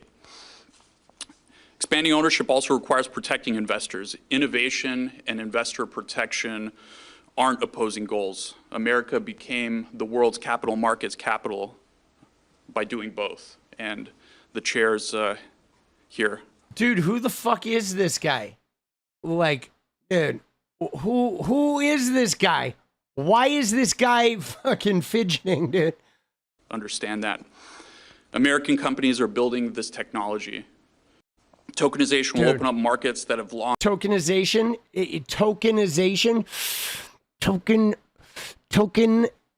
this nation. I'm token this nation. Yo, Trump's fucking... Natalie Harp gave me this haircut, right? Oh, shit. Natalie Harp cut my hair. All right, here we go, Trumpy. Success. But we're also on the very beginning of a revolution in fictional and financial. You take a look at some of the things that are being done on a financial basis and the financial technology that's the potential to create more jobs, opportunity, and wealth for all Americans. And that's what it's doing. It's creating jobs and great wealth. And fictional financial. Dude, nothing Trump is doing is creating wealth for any of us. Okay? Nothing. 1 year ago this summer, I signed landmark legislation known as the Genius Act. I named it after myself. I didn't want to use my name, so I just called it the Genius Act. Dude, he's such a fucking dumb shit, bro. What a dumb shit. This guy is just a dumb shit. All right, let's watch a brief little section of him outside by the ballroom. It's a million-year life. It's a very strong stone. It will never break. It will never leak. It will never do anything. This is the highest quality stone you can get, and especially for something like this, it's rated a million-year plus. That means it has a million-year life. Can you imagine that? Dude, you can't pay your groceries. You're charging your rent on a credit card, and this fucking dick is spending $1 billion a day on a fake war for Benjamin Netanyahu, and then he's installing a million-year granite in his home on our dime. What a fucking dick, bro. Right? Like, dude. Seriously. It is so offensive. Like, the only thing I want to see on that granite is I want to see this guy get, like, thrown to the ground. Dude. Granite wrestling now. He's not leaving quietly. Well, you know what? I don't worry about that because I don't care if we need to take a mob to go in there and drag him out by his toupee. Come January 20th of 2029, right? This motherfucker is getting dragged out of there, right? Or, right, he is. I don't care. he is getting the jack. It's 35,000 pounds per square inch. If you look at hard concrete is 5,000 pounds. This is 35,000. So nature is stronger than what the human can produce. It's really pretty amazing. Oh, yeah. It comes from California, from a quarry in California. Oh, I thought you didn't like California there, fucknuts. And it's a very special stone. This is also used. This carries on out into the helipad. The pad is out there now. It's very close to being finished. The hard work is done. The beautiful work is finished. They're putting the granite top on. And the granite top says, "The seal of the United States of America." That's the exact term. Oh, great. Dude, by the way, he's spending $5 million on his helipad. Look at the seals of the presidents. The seal of the President of the United States of America, meaning the president is in the White House. This is for many presidents. This is for many presidents. They will have it for a long time. Put in, if you come back in 2 weeks, 3 weeks, it's in shock. But you come back in 2 or 3 weeks, this has all been redone. It's all been topsoiled. In other words, we put topsoil, brand new earth on top. Lot of good ingredients in that earth for grass. If you're grass, you're very happy. And this grass will look so beautiful.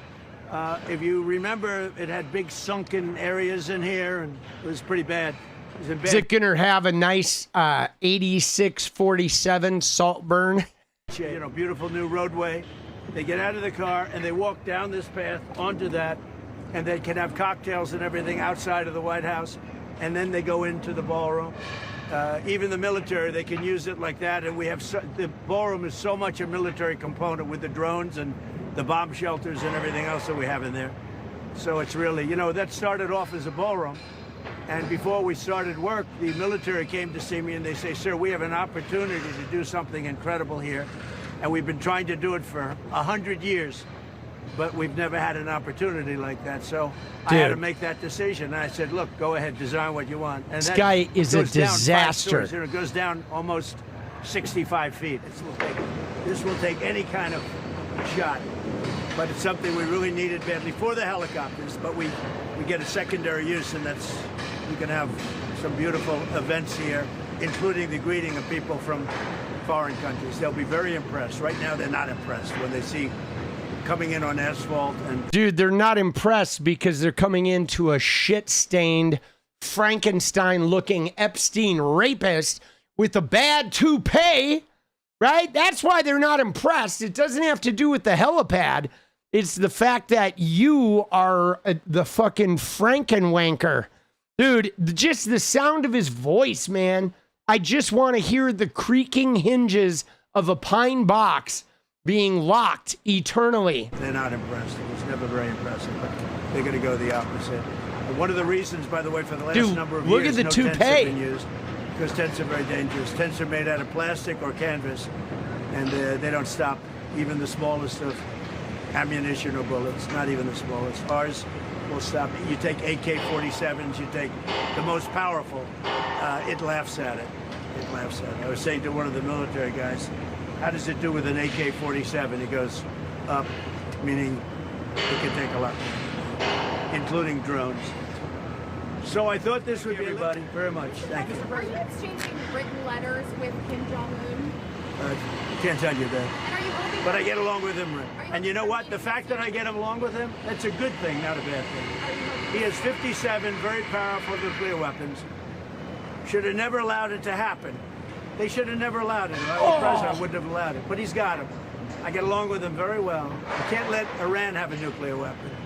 And I know Kim Jong-un very well. And he's going to be... He knows him very well. Dude, him and Kim Jong-un have been Circle J's for like decades. If we have a smart president, he's going to be fine. If we have a dumb president, then he's probably not going to be so fine. Are you expecting to meet with him later this year? Yeah, I will be. Mr. President. About what?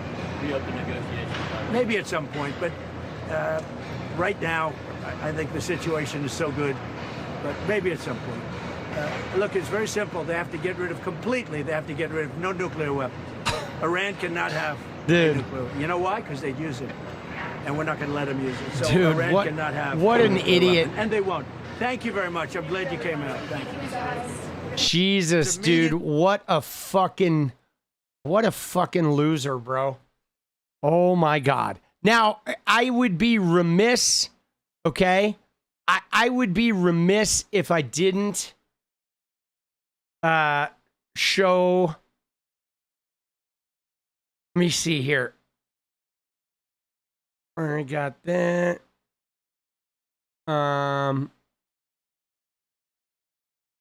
Where is it? Bloody, bloody, blah. If you're grass, you're very happy. Fucking weirdo. So, yeah, we should look at the.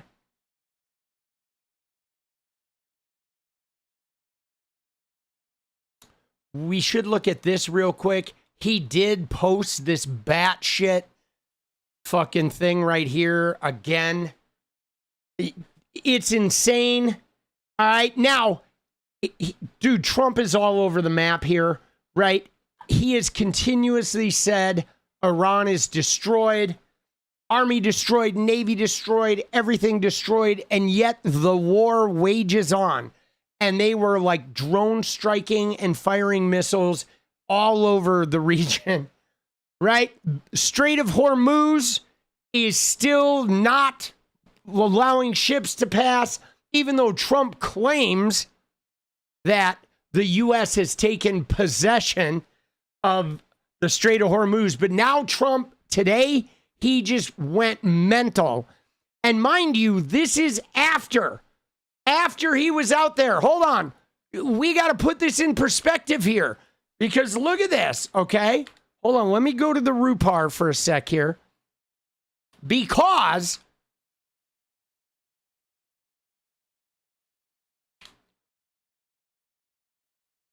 right? Look at this. This was today, this afternoon. Being hurt very badly by Canada. Yeah. The Strait, last night we had a lot of boats come through. We have possession, complete control of the Strait. I mean, outside of nuisance value, and there is nuisance value when they shoot a drone every once in a while, and not everybody's going to go through, but they come through. And over the last couple of weeks, we've had a lot of oil coming in. Oh, a lot of oil. It's not going to be perfect, but it's a lot of oil coming in. A lot of oil. A lot. In fact, people are amazed. One of the reasons that oil hasn't gone to like the proverbial $300 a barrel, it's at 83, 84, 85. And it'll be a lot lower when this is over because we have plenty of oil. But one of the reasons it never went into 3 and 350 numbers because we do. We have a lot coming in. So he's basically saying, oh, we got Hormuz. But then tonight, 5 hours after that, right? In the daytime, he's like, yo, we got the Strait. We got oil coming through. Everything's great. By dinner time, he was tweeting this. No one has given the Islamic Republic of Iran a greater opportunity to make a deal than me. Tragically, for them, they have failed to take it. Therefore, today I am announcing the most crushing economic operation ever taken against any country. This will be an economic warfare and isolation on an unprecedented scale. Their Navy is gone. Their Air Force is destroyed. Their military factories are now rubble. Their currency is worthless, and their country is hanging by a thread. Today, I am also announcing that any country that allows its financial institutions, businesses, airports, or government entities to provide any type of lifeline to Iran will face tremendous economic consequences. Oil smuggling, swap lines, cash transfers, exchange houses, ship registries, front companies. It all needs to stop now. You know who you are. This will be an economic D-Day, and we need all of our allies to stand with the US of A to isolate and defeat the Iran threat. These maniacs are on the ropes, and these historic measures will cripple them in their ability to project terror worldwide. Iran will never have a nuclear weapon, blah, blah, blah. So, dude, he's flipping out. Now, I might add that Iran has so much money right now. And do you know why Iran has so much money, guys? Do you know why? Because of Donald J. Trump. Because Donald J. Trump lifted the oil sanctions and allowed Iran to sell oil for months at insanely high prices because Iran was restricting oil flowing through the Strait of Hormuz. So Donald Trump started a war. Then Iran took control of the Strait of Hormuz, and then Trump allowed them to sell oil while controlling essentially the price because they could prevent any from leaving the strait. And so they've made billions, guys. Billions. And now he's like, oh, now we're going to do some economic sanctions. Oh, and if you help Iran. But dude, Iran is, guys, there's fucking crypto, bro. You know what I'm saying? Like, give me a fucking break. You don't know how Iran's getting money at this point. Like, come on, man. Dude. Insane. Billions. 165 billion. Yeah, no, I know it is like fucking, dude, dumb with a billion in it. Jesus, what an idiot. All right, but guys, national debt, bro, this is insane. 40 trillion.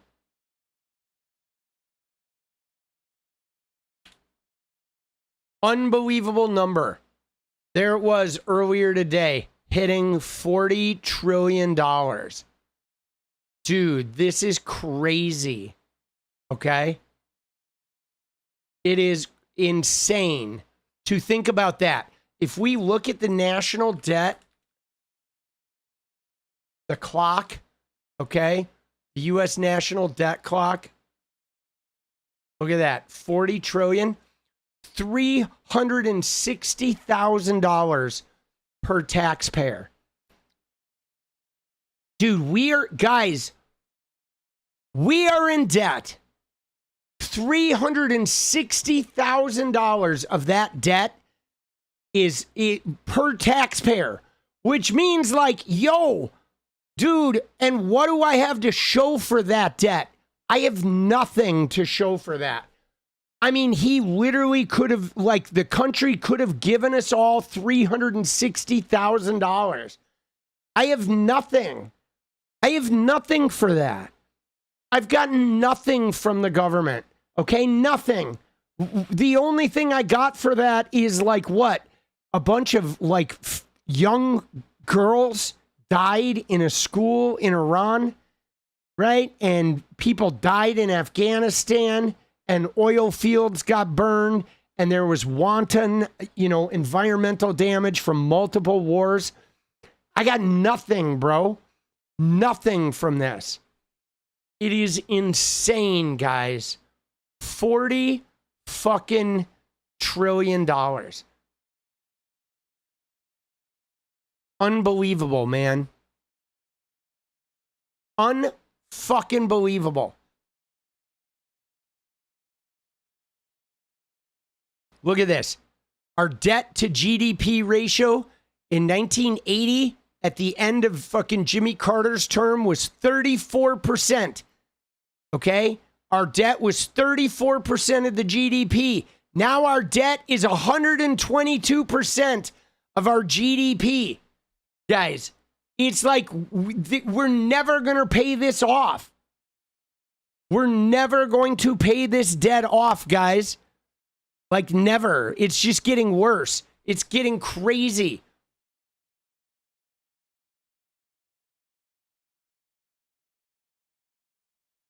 On January 20th, 2025, look at this.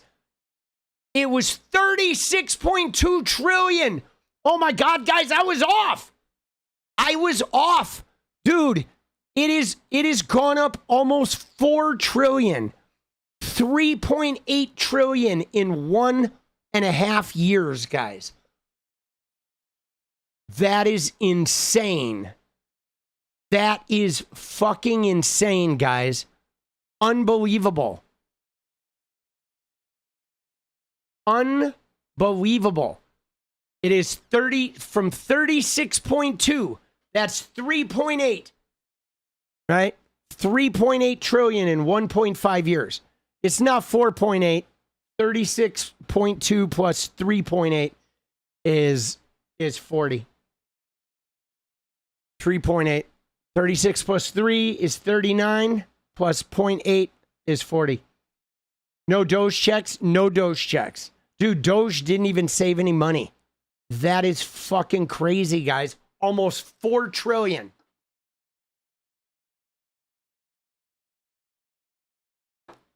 Ah.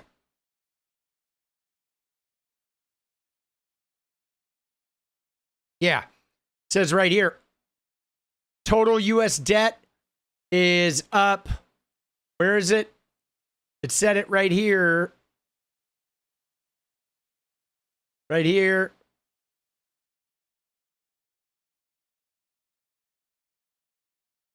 Right there. Since Trump took office, a second time in January 2025, right? The U.S. debt load has increased by 3.8 trillion for a total growth of 11.6 trillion across his 2 terms so far. So 1 term and 1.5 years. It's like 1 1/3 terms, guys. 1.3 terms. And he has added 25% of the entire fucking debt. Right? This is crazy, guys. This is fucking... How insane is that? That in 26 years... the U.S. debt has gone 40 trillion, and he's done like 28% of that in 5.5 years, guys. Dude, 30, like almost 30%. Unfucking believable, bro. What a degenerate, dude. Jesus, bro. This is crazy too. Right? And you know what's fucked too, guys? Can I just tell you? Every time this debt goes up, you know what happens? You know what happens every time there's a huge bump like this with the financial crisis and with COVID? All of this money just goes to billionaires. I shit you not. Every time this happened between 2008 and 2013,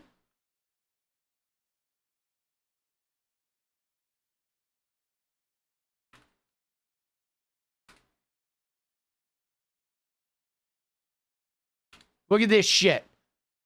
All right? Look at this. Right? So the number of billionaires between 2008 and 2013 grew by 30%. All right? Isn't that crazy? 30% in fucking 5 years. A 30% increase in the number of billionaires. Meanwhile, the U.S., they've literally have just done to the country, they have literally just done to the country what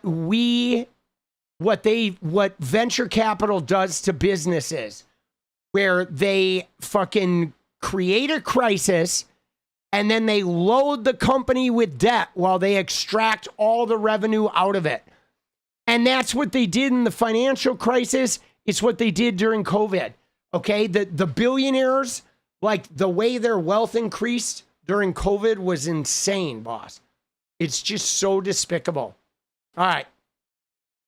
Fuck this shit, bro.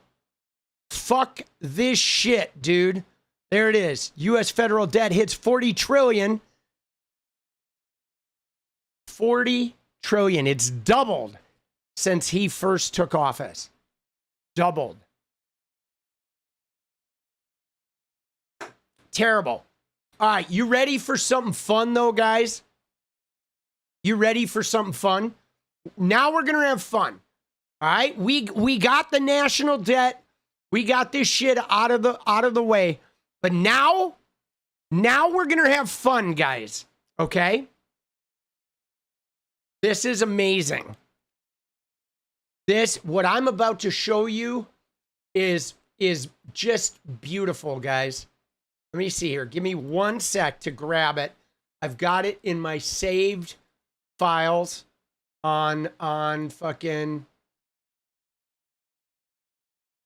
Okay, I got it in my saved files on Instagram. All right, you ready? Dude, this is a thing of beauty. Okay, so here we go. All right, what we have here, guys, is we have a Maga bro, okay? We have a Maga bro that is getting questioned about Dearborn and about Michigan. Dude, this is fucking something truly special. Okay, look at this guy. He's got like an American flag tattoo. He's got a fucking MAGA hat on, a white one. This guy, you know, he's got the sculpted beard. This guy is amazing. But watch this guy. This guy is so MAGA that he just can't quantify how patriotic he is. Bro, it is funny. Just watch them as they ask him some questions about his MAGA beliefs and about Michigan. All right, you ready? Here we go. Yeah. Did you know that the people at Dearborn voted for Trump by 6 points in the last election? Oh yeah, really? Really? Islam voted for Dearborn? 43% to 36%. Yeah, no, they're part of the reason that Trump won Michigan, because Dearborn... I don't believe that. They also voted for the guy who's running right now. Like 96% voted for him. 𝗍𝗍𝗍𝗍. Yes. You don't like communists? No, I don't like communism. He's the guy that wants to stop sending our money abroad to fund other people's I don't like wars. communism. We shouldn't be sending money anywhere. That's what he says. We should keep our money here in Michigan. I'm gonna convince you. The guy's a piece of shit. The Wayne County Sheriff's endorsed him. Are you back the blue? I'll back good cops, not Dearborn cops. Wayne County Sheriff, the county sheriff endorsed him. All right. And he says, America first, stop sending our money to foreign countries. He doesn't want America first. No fucking way. He wants to get rid of the Constitution. All right? He wants Sharia law. It's called shawarma law. Have you had a shawarma since you've been here? Sierra law. Shawarma. Sierra. Have you had a shawarma yet? You should get one while you're in Dearborn. Best shawarmas in the country. I do like shawarma, actually. Yeah. I think you should look up the last election and how many people in Dearborn voted for Donald Trump. Because Trump won Dearborn. But you're here protesting the community that voted for the guy you like. Are you a Donald Trump? Dude, I found that clown music a little distracting. The clown music was so loud. But look at this guy. Bro, it is so cult-like. Like, he's out there protesting Dearborn. And they're like, yo, do you not realize that the reason Donald Trump won Michigan is because Dearborn, right? Because Dearborn voted for him? Right? And he's like, I don't believe it. I don't believe it. He didn't believe anything. Dude, shawarma law? But then he was like, I actually do like shawarma. Dude, what a clown, dude. Oh my God. He does look a little bit like Dave Navarro. All right. I'm not going to lie. He looks a little bit like Dave Navarro, but wild times. And then you notice when she said the Wayne County sheriffs endorsed fucking, the Wayne County sheriffs endorsed 𝗍𝗍𝗍𝗍, and he's like, she's like, do you back the blue? And he's like, not the Dearborn sheriffs. Dude, this guy just fucking hates Dearborn. Okay? He hates Dearborn, yet Dearborn's the reason Trump won Michigan, right? He hates cops, right? But no, I love cops, but not the cops that endorse 𝗍𝗍𝗍𝗍. And he doesn't believe that Abdul al-Sayed wanting to keep America's money here. Nope. He's a communist. He wants to destroy the Constitution. Oh, shit. Dude, he looks like David Navarro. Come on.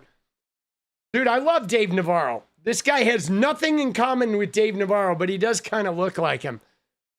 Oh, shit. Dude, I'm going to show you right now. I know you guys want to argue about this. All right, you ready? Let's find him with sunglasses on. All right, let's find him with sunglasses on. Dude, here we go. You ready? There we go. All right, there it is.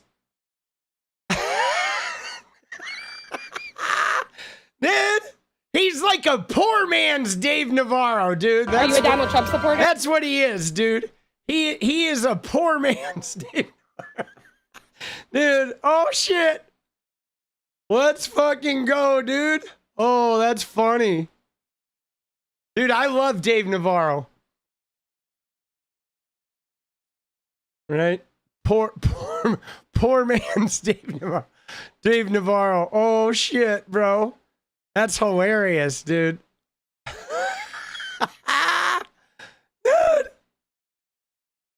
Dude, Dave Navarro is so much better than this guy, dude. Dude, Dave Navarro. Dude, he is like a Walmart version of Dave Navarro. Dude, if Dave Navarro was overweight and had a compressed head and he looked like a swollen, stanky piece of fucking, like, janitor shit, right? In a mega cap, it would be this guy, right? Oh, shit, right? Dude. Wow. What a fucking idiot. What a fucking idiot, boss. Oh my God. These people. And you know what's so crazy about this is that they have, like, MAGA people have like 0% self-awareness. They don't even have 1% of self-awareness, guys. MAGA. They have none. Okay? They have none. 0% self-awareness. They are literally the most clueless, like, completely blind, right? You know what I'm saying? They have no awareness whatsoever, right? None. 0%. Okay, let's see if we can find any other MAGA bros here. Do we have any other MAGA bros? I love MAGA bro videos. Dude, MAGA bro videos are like my favorite, guys. They are so good, dude. All right, no more MAGA bros. Dude, speaking of MAGA bros, let's see if Nick Fuentes has had a meltdown.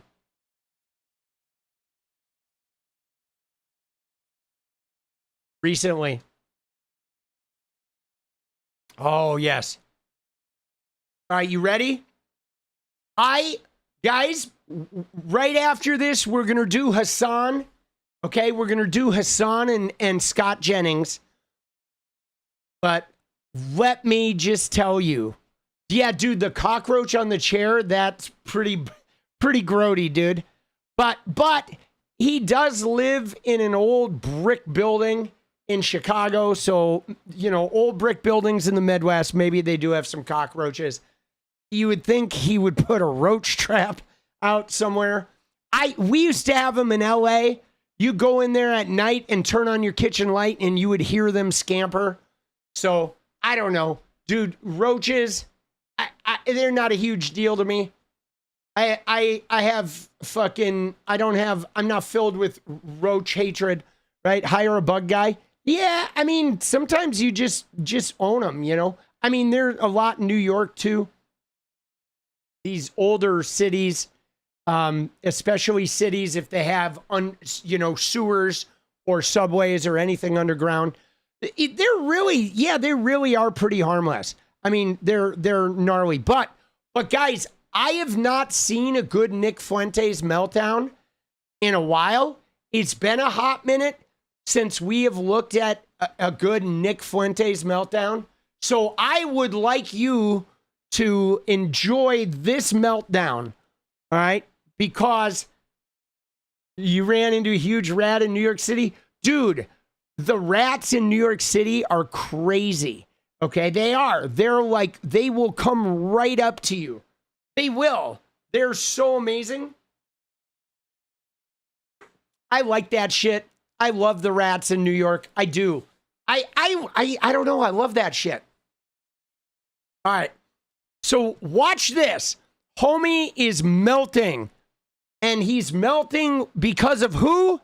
Because of Candy O. All right. He just can't handle the fact that his, like, dude, you ready? You ready for this, guys? I think Nick Fuentes thought Charlie Kirk being offed was like the door cracking open for him. I honestly think he thought he was going to up his game and he was going to get to swoop in and become like more moderate and become like the dude that some of Charlie Kirk's fan base would look to. Nick Fuentes did. And instead, Candace Owens has come in and just ripped the coalition to shreds to where they all, like, nobody trusts anybody anymore, right? They trust, like, Tucker and they trust Candace, and that's about it, right? Everybody is warring with everyone. They completely fucked him up. And here he goes. And this, the right wing can never, ever forgive Candace Owens or Tucker Carlson for. They can never forgive them for what I'm about to say. Whatever you think about what happened on September 10th, whoever you think did it, it doesn't matter on some level. Whether he was shot or blown up, who pulled the trigger, or who was in Tyler Robinson's ear that made him pull the trigger, all of that exists independently from one very inconvenient fact, well documented thoroughly, which is that Charlie Kirk died that day, publicly, gruesomely. It was horrific. And people that didn't even like him cried that day, but not everybody. There were hundreds, thousands, maybe hundreds of thousands of left-wingers.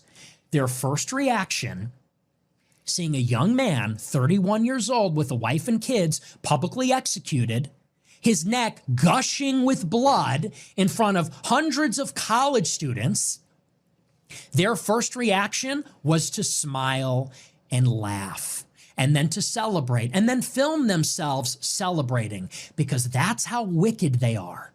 That's how much hatred the left has for us, all of us. That's who Charlie Kirk was. He represents all of us. I didn't like him. He didn't like me. I didn't agree with him. He didn't agree with me. He thought I should have been censored. But the left hates Charlie Kirk because he says the things that we all basically believe, because he defended Christianity, because he defended white people, because he defended America, he defended tradition, he defended conservatism, he defended free markets and the right to own the product of our labor. In the broad strokes, we're all pretty much in alignment with Charlie Kirk. And because he was the face promoting those values, that's how much hatred they harbor for him. And we live with these people. These people are our neighbors. They work with us. They go to school with our kids. They're your elderly parents' nurses. They're your children's teachers. Their first reaction to seeing an innocent man shot in the neck, blood gushing from his neck in front of kids who came and brought the shirt and the hat just to see him and see him defend Christianity in America, their gut reaction, instinctual reaction, was glee. All right. I take issue with the innocent tag. Yes. Rainey said it in chat too. I take issue with the word innocent. Okay? And what's more, I do not also, I take issue with this whole thing of like, oh, all the leftists were filled with glee. That's not even true. I think a lot of leftists were merely reflecting on the difference between a world with Charlie Kirk in it and a world with Charlie Kirk not in it. Okay. And the net difference of that as to whether it was healing or not healing. Okay.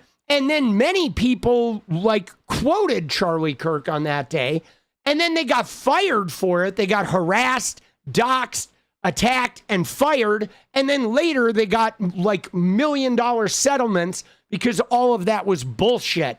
And you had to deal with a rabid, angry, hateful mob that was trying to skewer you if you didn't like, you know, if you weren't upset enough.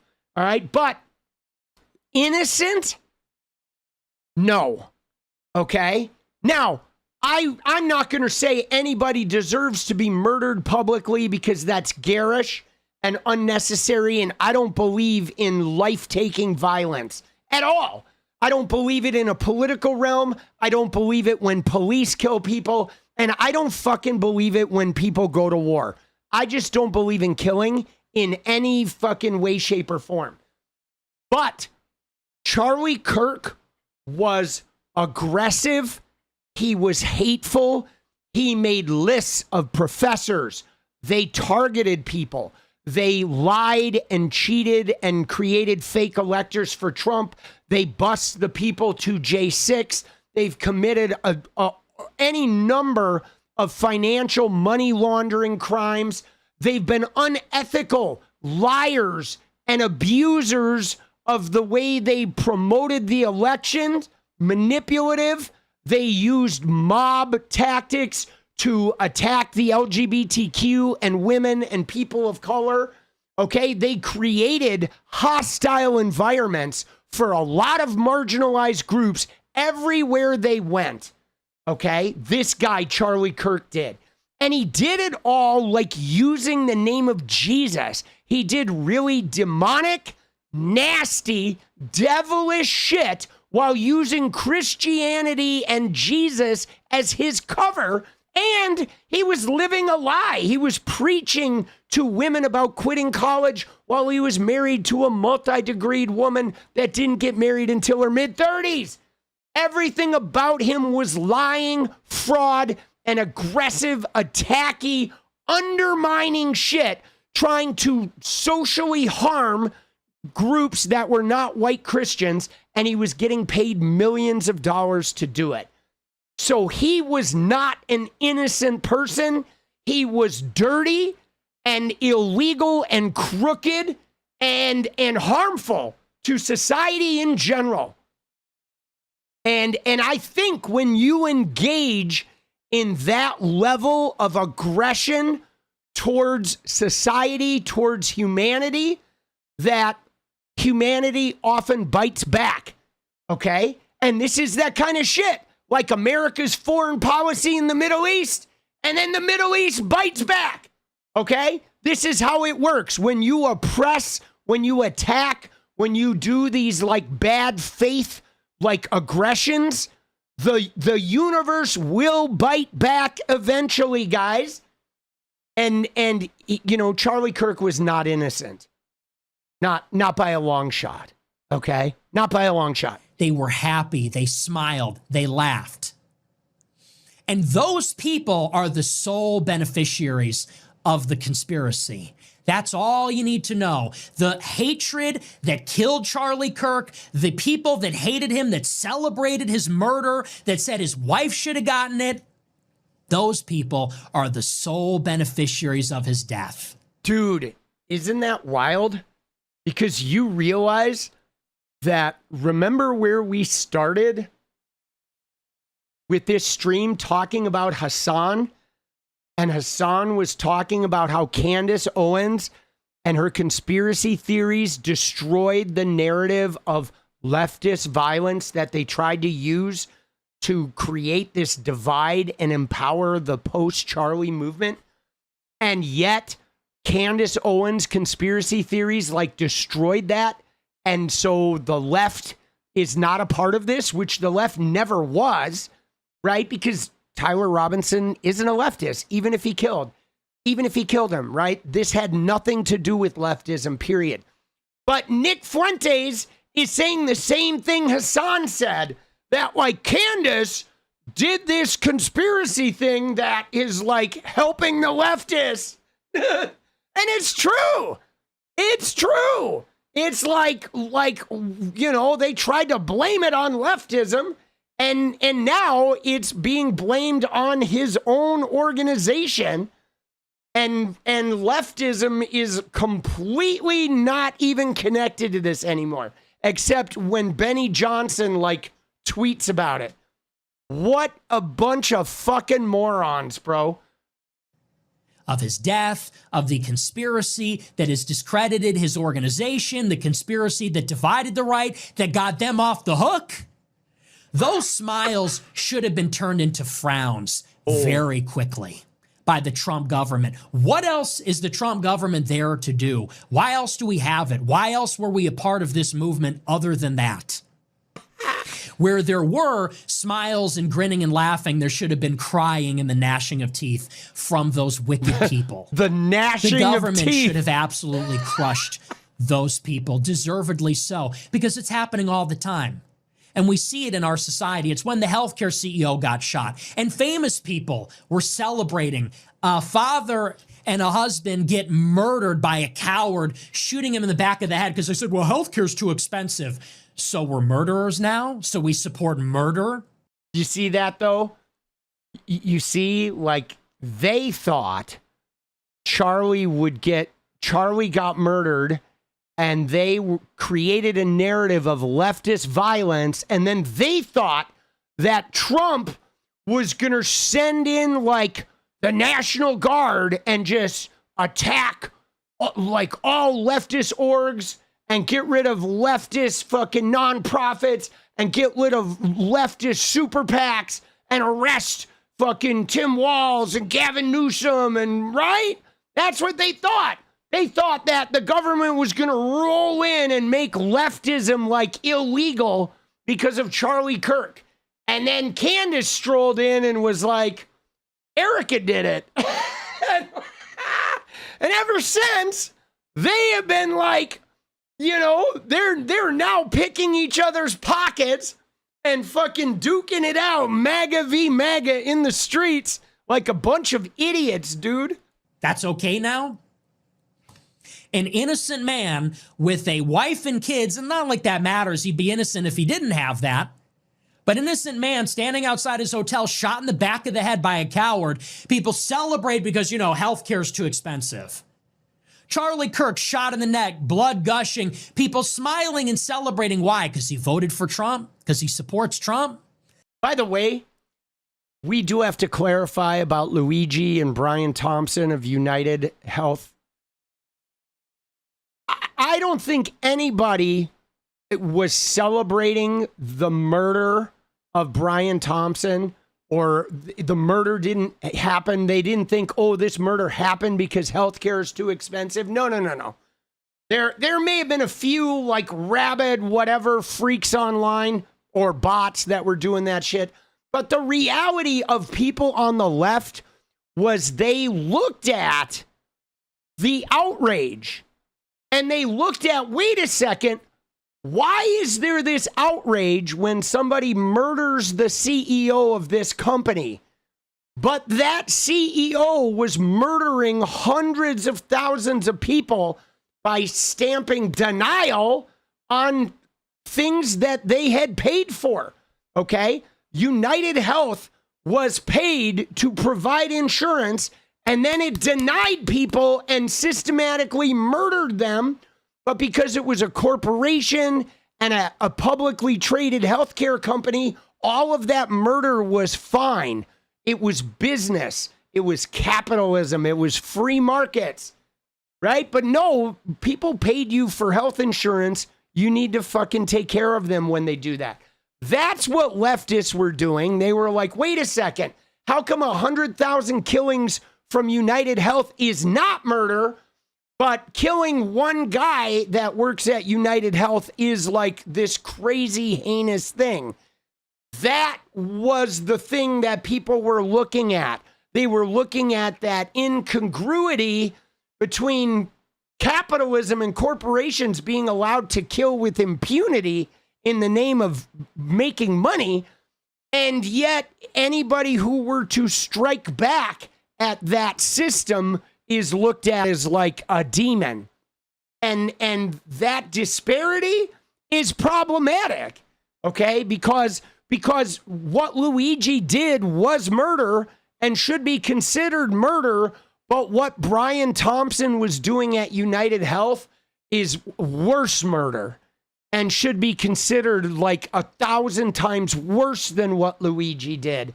And it's not. And, you know, people are waking up to that fact. And they're like, yeah, fuck that. Fuck this system. Okay? That's what was actually going on, guys. Because he wants a meritocracy instead of equity.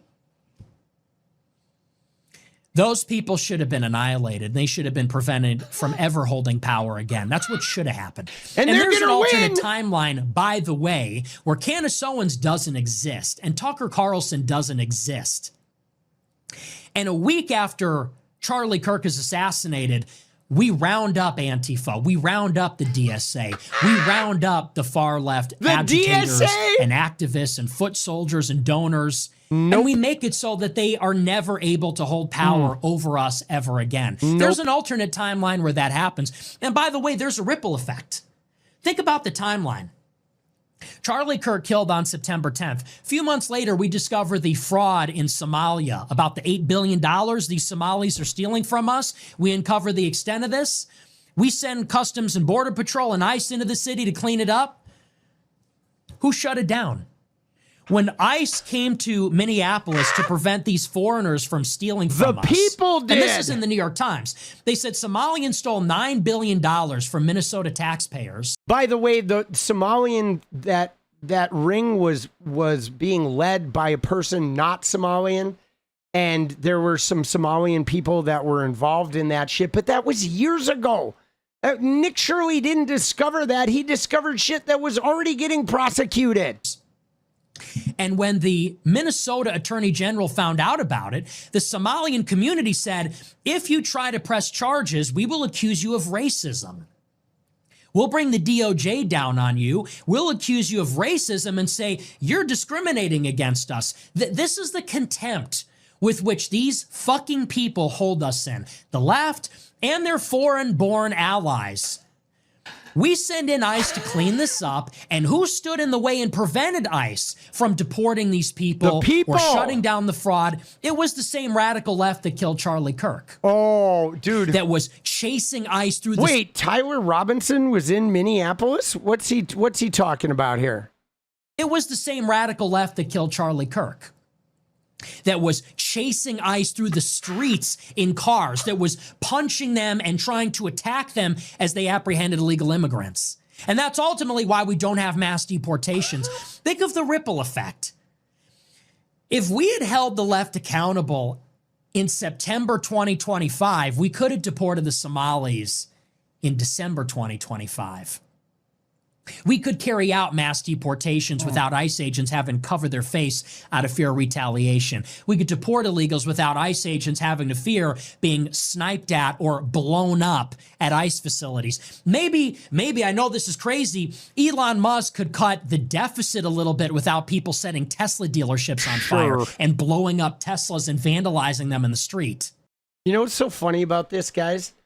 You see him, look at him. He is like, it is like the anguished oink of a disappointed child. But you know what I love about this, guys? It is so satisfying. You know why? Because when Democrats are in power and these guys don't get what they want, they're like energized. And they're angry, but they feel like they have a right to be angry because the Democrats, the leftists are denying them shit. But like, guys, they voted for Trump, who promised all this aggression and this chaos, and they voted for a fully Republican Congress. They own the whole goddamn world, and they've gotten nothing. Nothing. They gave Trump everything, all the power, all of the Congress. He's got the Supreme Court, and Trump has delivered nothing except looting crypto and fucking, getting his diaper scooped out by Natalie Harp. And they are like, they are so downtrodden that I don't think they're ever going to recover, because Trump was like the meanest, nastiest, most illegitimate, most illegal mobster type person they could possibly put into the presidency. And once they gave him everything he asked for, he just completely forgot them and was even like, the Epstein files are a hoax. I'm starting a war. Prices are going up. There's not going to be mass deportations. I'm just going to loot crypto and fuck you guys. What are you going to do about it? Dude, they got nothing, bro. They got nothing. Like, I'm almost happier that Trump won, because we're eventually going to sweep his ass out and rebuild. But him winning has destroyed their coalition, because he won and he fucked them all. And now they don't know who to trust. They don't even trust their own people. He's against Tucker Carlson and Candace Owens, and Candace is against Erica, and half of TPUSA is fighting the other half, and Megyn Kelly's fighting Ben Shapiro's fighting Candace, fighting Nick Fuentes. Like, they are just a fucking dumpster fire of their own making. They got nothing. They had, like, this is our time. We own the goddamn world, and they're literally, the plate comes out and it's just a steaming pile of human shit on it with a note that says, thank you. Fuck off. Dude, it's so satisfying. Like, if Kamala had won, they would be so energized and they would be so like, oh, we got to fight back against this. But now, dude, they have no fight in them. They have no fight left, guys. They are just depressed and broken, and they don't even trust their own people anymore. They don't even trust themselves. You have people on Facebook that were decrying all war that are now like defending Trump and Iran. And they don't even believe it themselves. They're like going to bed like, what the fuck am I even doing? I was just defending war today on Facebook. Dude, it's so good. It is like nobody could destroy them like Trump could destroy them, dude. Oh, I love it, dude. Fuck you, Nick Fuentes. Fuck you, Maga. You shitters. That's what we're up against. Don't you see the bigger picture? This is the evil that we're up against. So I hope that Candace Owens and Tucker Carlson, who said he knows that Egyptian planes are real, I hope they're sleeping really well at night knowing that they almost single-handedly got the left off the hook. They got the murderers and communists and psychos that want a mass amnesty, that would blow up a Tesla dealership, that would kill any of us because we don't want open borders and drag queen story hour. I hope they sleep well knowing you guys got them off the hook. The left lives to fight and kill another day. The left lives to fight, kill, assassinate, rape, torture all of us another day. They're going to have another shot in 26 and 28 because of what you people did. And it wouldn't have happened if you weren't there. That's the best part. It's like the great man of history theory, but whatever the opposite of that is. It's like the worst woman of history theory. It's the idea that the will of one person can take history and move it in another direction. Dude. It's that cynical grifter narcissist, Candace Owens, her soap opera, that alone, taking her platform and credibility and using it for this end, which has steered us in a completely different direction than we otherwise would have been going in. We would have been celebrating maybe that even though Charlie Kirk was gone, we held everybody that hated him to account, and we made it so they would never have power over us on the year anniversary of his death. And we'd be looking forward in the future that the DSA and the Democrats would not be able to destroy the country and our families and Christianity and the rest of it. Instead, they're empowered by this. Yeah, they're literally like the mayor of New York, right? They're winning elections in Florida, in Michigan, in Wisconsin, in fucking, right? In Nebraska, right? Dude, the DSA is walking into Congress with more power and more like eyes on them than they ever had.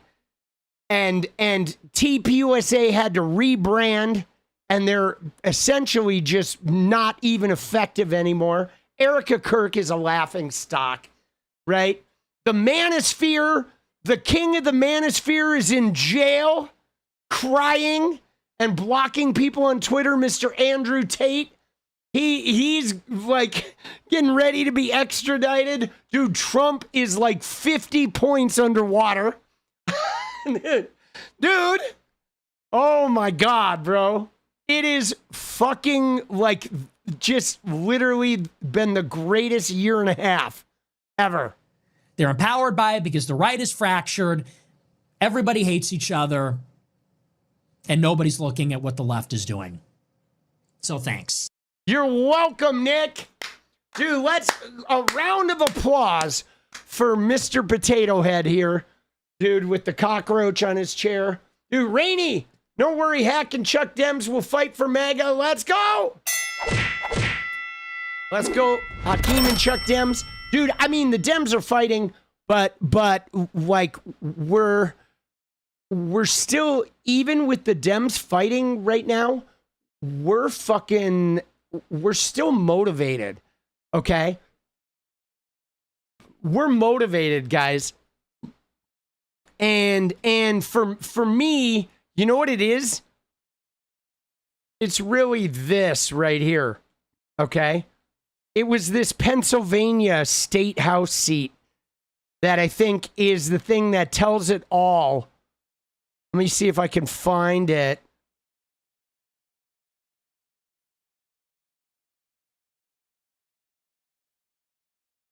I feel like this one right here, Brandon Dukes, okay?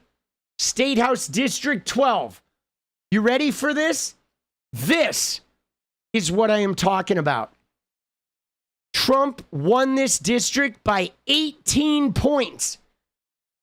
18 points 2 years ago, okay? Now, there are not enough Democratic votes to win this district, okay? If the Republicans show up and vote, there are not enough Democrats to even produce a win. This district is so red. It is like a guaranteed fucking red zone. And yet, nobody showed up on the Republican side because they are so unmotivated, they're depressed, they're downtrodden, that this is a snapshot of the entire politics of the country right now. Where even with the Dems, we don't have to like each other. We literally just got to show up. That's it. Because they can't show up, guys. They're defeated. And Donald Trump used to be able to wave a magic wand and be charming, and he would talk about Epstein, and he would talk about gas prices and inflation, and everybody would be like, oh, we love you, we worship you, you're going to save us. And now nobody's going to save us, okay? They know no one is going to save them because Trump fucked it all up, boss. Dude, I love that. I love that for them. That's what they deserve, guys. They deserve to suffer politically. They do. They deserve to be demoralized and to be, metaphorically kicked in the shins. And this is why the only thing they can celebrate right now is like Sophie Cunningham, right? Or fucking Royce White putting on a wig and pretending he's trans. That's all they got. Meanwhile, they're fucking charging their rent on a fucking Capital One credit card with 33% interest while their farm is being foreclosed on. And it's like, yo, fuck you, boss. Woo! Oh! All right. Dude, it makes me so happy. All right? It does. Yeah. All right. You ready? We're on our last story of the night, guys. Okay? And our last story of the night started with this. Okay? This is about a week ago. Scott Jennings got butthurt. Okay? He got butthurt. Why? Because a Muslim won Michigan. $70 million of spending on Haley Stevens' behalf with AIPAC and all these corporate lobbies. And there's this Muslim guy that, he's got a good physique, Abdul El-Sayed. He does. He puts on the T-shirts and he looks a little bit ripped, right? The guy's been working out. The guy's aggressive. He's in your face. He doesn't back down. He doesn't turn the other cheek like they always like the Democrats to do. He's willing to go low. And Abdul El-Sayed comes in and he campaigns with Hasan Piker and he fucking beats the machine, dude. He beat $70 million machine. And so he was livid about this. And he was even more livid because Abdul El-Sayed, after he won, he's like, you know what? I'm not going to shit talk Hasan. I'm not going to kick Hasan to the curb. And so Scott Jennings, because he's a cuck boy of the highest order, decided he's going to start attacking Hasan Piker. All right? He is like, as much as a closeted Republican wearing a fucking salmon-colored fucking button-up can, Jennings decided to tear into him, and he went off on this little rant here. On top of these candidates, in their own words, their surrogates are just as bad, even worse, actually. We continue today our exploration of the radical socialist streamer, Hasan Piker. Now, he's Abdul El-Sayed's best friend, and he campaigns for him all the time. And African Americans out there, within the sound of my voice, need to listen up, and you must listen carefully. Oh. This is who socialists like Abdul El-Sayed choose to keep for company. Just listen to this. Hasan Piker in Cut 8. I don't give a f*** what black people care about. Oh, black people care about this, black people care about that. Like, shut the f*** up. That's not how politics works. Oh, well, Hasan, how dare you? Like it or not, black people care about this issue. It's like, it's such a f***ing stupid stance. Any other black folk want to engage in radical activist language in this f***ing chat? Suck my f***. Yes, dude, it's because I'm racist. That's why. It's because I'm racist, dude. Go back to a better time when lynchings were happening. This is what I like as a black man. Are you always doing too much with black people? Leave them alone. I want to go back to lynching. Like, I get it, but relax. Man, shut the f*** up, okay? You got— Dude, he's literally reading shit from his chat in this, bro. Which is like, and first off, this clip with the sleeveless shirt is from like 5 years ago. But dude, he's reading his fucking chat, dude. All right, but continue. Here we go. You got me, okay? You got me, because I'm a racist person. You just heard campaigns all the time for Abdul El-Sayed in Michigan. He campaigns for other Democrats around the country. Every black voter in this country needs to listen to this. And if you look at these Democratic primaries, black voters have been voting against the socialists, only to be overruled in many cases by young, privileged white commies. Might these black voters find a home in the Republican Party this fall? Dude, Scott Jennings is the Sherpa of the black voter, everybody. Oh my God, dude. What It's wild. Well, if Democratic campaigns are adopting the Piker plan of returning our country to lynchings, that just might happen. Did you ever notice, by the way, how violent these people are? You have Jewish Americans say they're feeling constantly threatened by 𝗪𝗪 supporters. Now 𝗪𝗪's best friend is out there calling for black voters to be lynched. Beneath all the smiles and dancing videos, there's nothing but hate and violence in the heart of these communists. All right, so now what's important here, first off, did you notice how he said 𝗪𝗪 and he said Al-Qaeda? They changed the text to Al-Qaeda there on the last one. 𝗪𝗪, and they look at this, dude. That did not happen with the transcription. They did that on purpose. But it was this line right here where he said that Hasan Piker is out there calling for black voters to be lynched.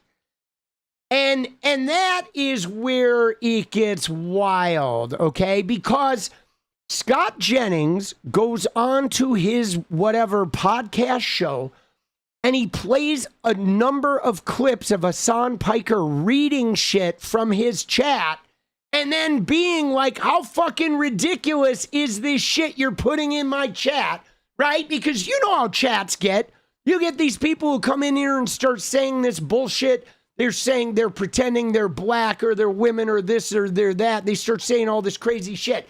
So he minds a bunch of clips of Hasan reading his chat, and then he tries to package it as though he's earnestly telling people, black voters, you need to listen up. This guy, it wants black voters to be lynched, and he's making the call for it. Now that is way out of pocket, guys. Okay, way out of pocket. That is like crazy. Because he is just straight up making shit up and doing shit that could very, harmfully threaten someone's reputation and their ability to function in the political world by making up this crazy fucking shit, okay? He literally made this as like a PSA call to black voters, and it's all based on lies. And what's more is he knows this is fucking bullshit. Okay, now, that was the clip. Now, we have Hasan here, piling in on this, okay? And here's Hasan reacting to this, right? He watched this fucking bullshit tweet. And here he goes. All right, you ready? Here we go. This was a Scott Jennings clip. This is the RNC strategy. It was the initial clip came from the RNC, and now Scott Jennings is highlighting it. This is such an egregious lie. It is such an egregious instance of defamation that numerous people who fucking hate me, like literally hate me, have actually gone out to bat and said, this is the worst instance of defamation that I have seen. I hope you sue him, which I am. I'm in the process of I'm working through litigation right now. So, like you, dude. All right. So, dude, I would love to see Scott Jennings get sued, right? I would. I would love it. I would love it, even if just to see him squirm, right? Claiming he was calling for lynchings is crazy work, especially when it looks like lynchings are taking place in Mississippi. Absolutely. I think, guys, making a claim that someone is calling for lynchings or making any type of claim like that where you're not doing it in a, with some level of entertainment value is insane. Okay, it is. It is insane to try to present out of context shit in order to create an entirely fake narrative in order to try and damage somebody's reputation as retaliation for losing an election. Okay. And you know, what's wild about this is all of those clips are, you know, it was 5 seconds here, 5 seconds there, 5 seconds there. I mean, dude, you can snip out 5 seconds like all over the place. Now, whether this lawsuit comes to fruition and actually takes place, or whether Scott Jennings has to like put it in reverse and grovel a little bit publicly, I think I'd almost like to see him grovel publicly more than I would like to see him like in a lawsuit, because I feel like if there was a lawsuit, they would make some sort of settlement and they would sign some sort of whatever, and then it wouldn't even be talked about. Whereas if Scott Jennings has to like backpedal and has to eat his fucking shit publicly, that would be something that would live on the internet forever. Right? Forever. Like until the end of time. Every time Scott Jennings posts about leftists or the DSA, you'll have him saying, "I'd like to extend my deepest apologies to Hasan Piker." Just, you could put it under every tweet, dude, in his replies. Like, I think that would be more satisfying to me personally, because these kinds of lawsuits are notoriously difficult, and then when you finally do get through, there's always some kind of settlement, and then it becomes hush-hush, and it just disappears. I'd like the clip. I would like the clip of Scott Jennings apologizing to Hasan Piker, so we can always remind him what a cuck motherfucker he is, bro. Because he is the ultimate cuck motherfucker, okay? Yeah. It is like, I mean, and a lot of people were getting in and commenting on this about how fake this is, all right? What absolute bullshit this was, right? And look at this. Dude, this DSA Watch account, that is bullshit. Hasan Piker previously said, "Can we go back to a better time when lynchings were happening?" No, Hasan Piker did not say that. Hasan Piker never advocated for that. Hasan Piker was reading shit off of a chat, and he was making light of somebody trying to say, like, going back to the 50s, going back to the way it used to be. I mean, the entire MAGA movement wants to go back to the better time when people were in the closet and Jim Crow was happening and blah, blah, blah, right? Dude, he never said that shit. These guys are just fucking liars upon liars upon liars, okay? Amy Buttermaker, dude, shut the fuck up.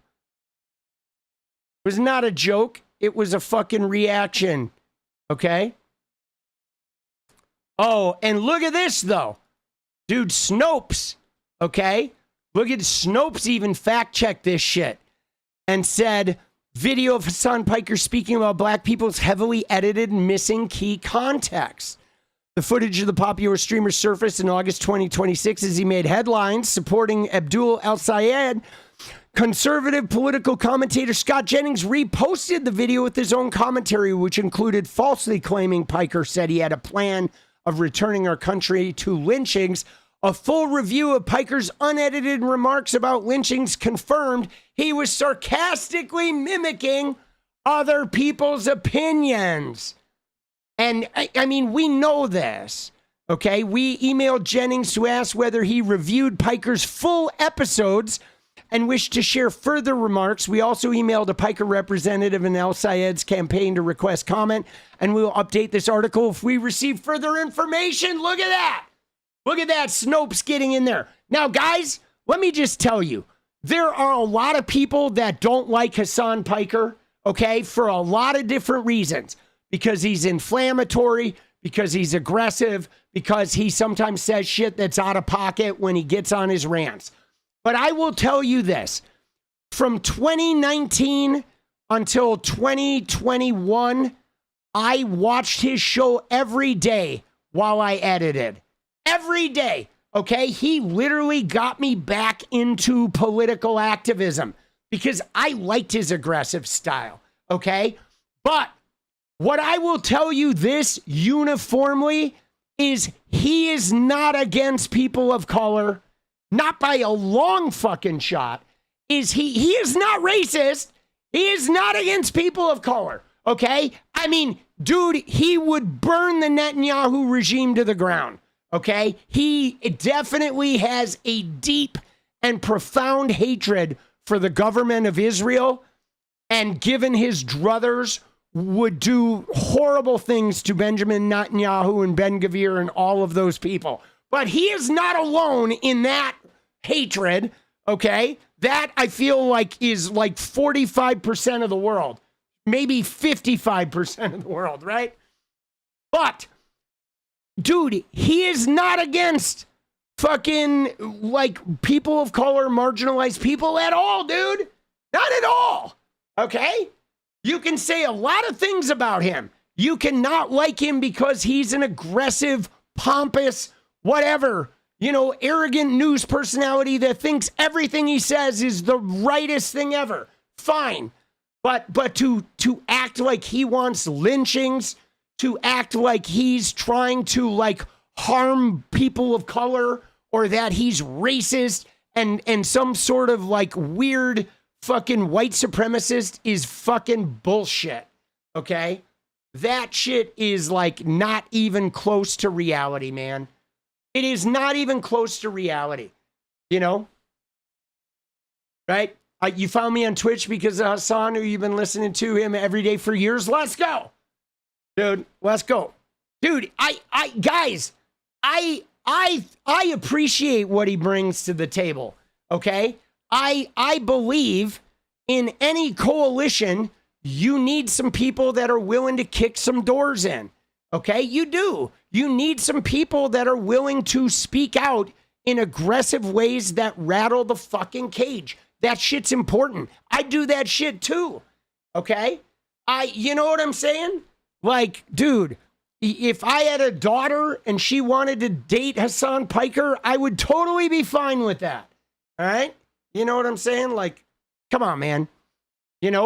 And like, I think he brings really important facets to the left coalition. All right? And I appreciate it, But man, dude, this shit is crazy.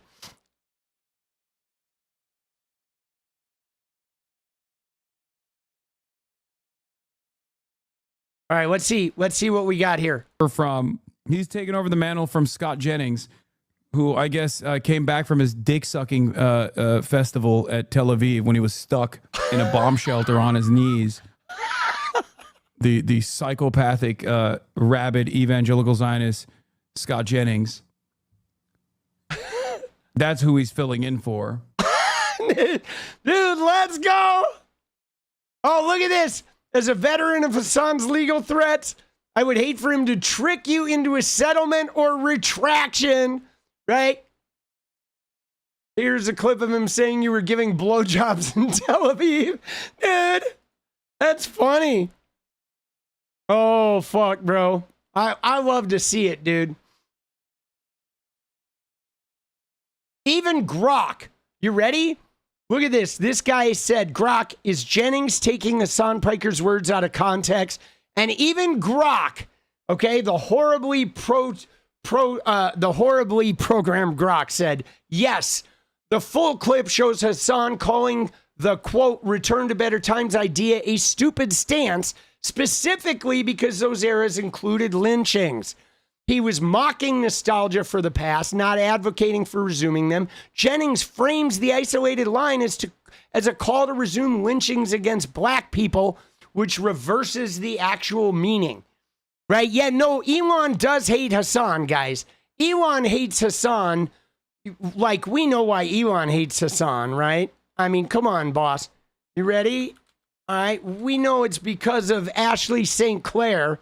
It's because of this. Why does he actually talks like this? Yes, he actually talks like this, and I wasn't being hyperbolic when I said. Can I read this one? Yes, you can read the whole thing. Okay. You can read anything except my pick-me-ism. Okay. Because Ashley was like looking like she was wanting to get some. She was wanting to hang out with Mr. Pump, right? And Elon, look at the way she's looking at him, bro. She's like, Ashley is hot though. She is hot, dude. I would,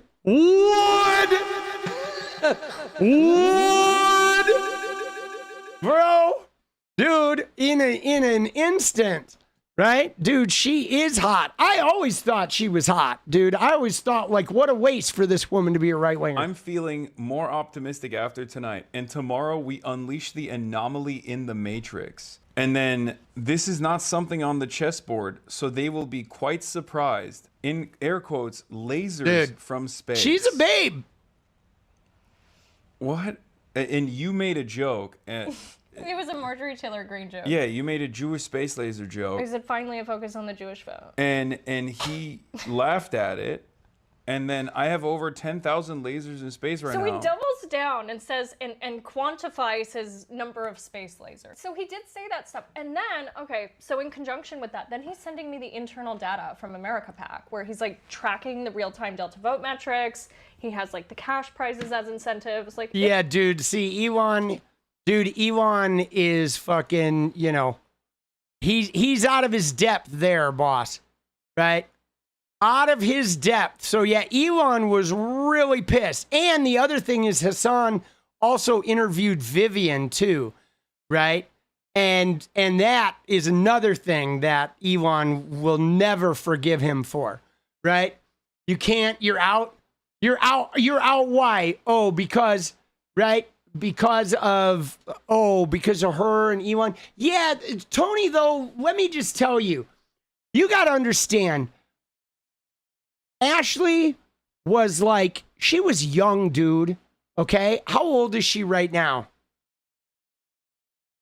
She's like 28. So when she first met those guys, when she got involved with TPUSA and shit, she was like in her early 20s. And then, you know, Elon, though, was like, you know, he wasn't the devil at first, right? And he had a lot of money, and he's whatever quirky autistic guy. You want to go to fucking breakfast in my private jet?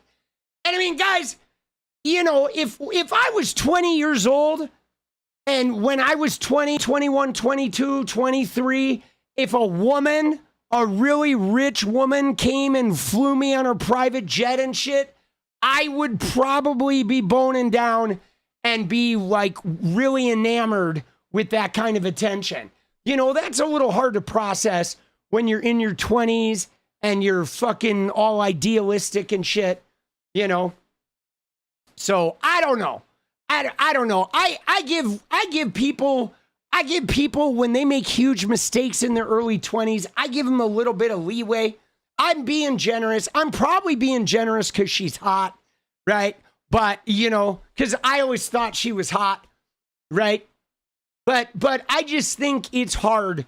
It's hard when you're young and you get wooed, right? When you get wooed at an early age, that shit can be crazy. And there's a reason, though, guys.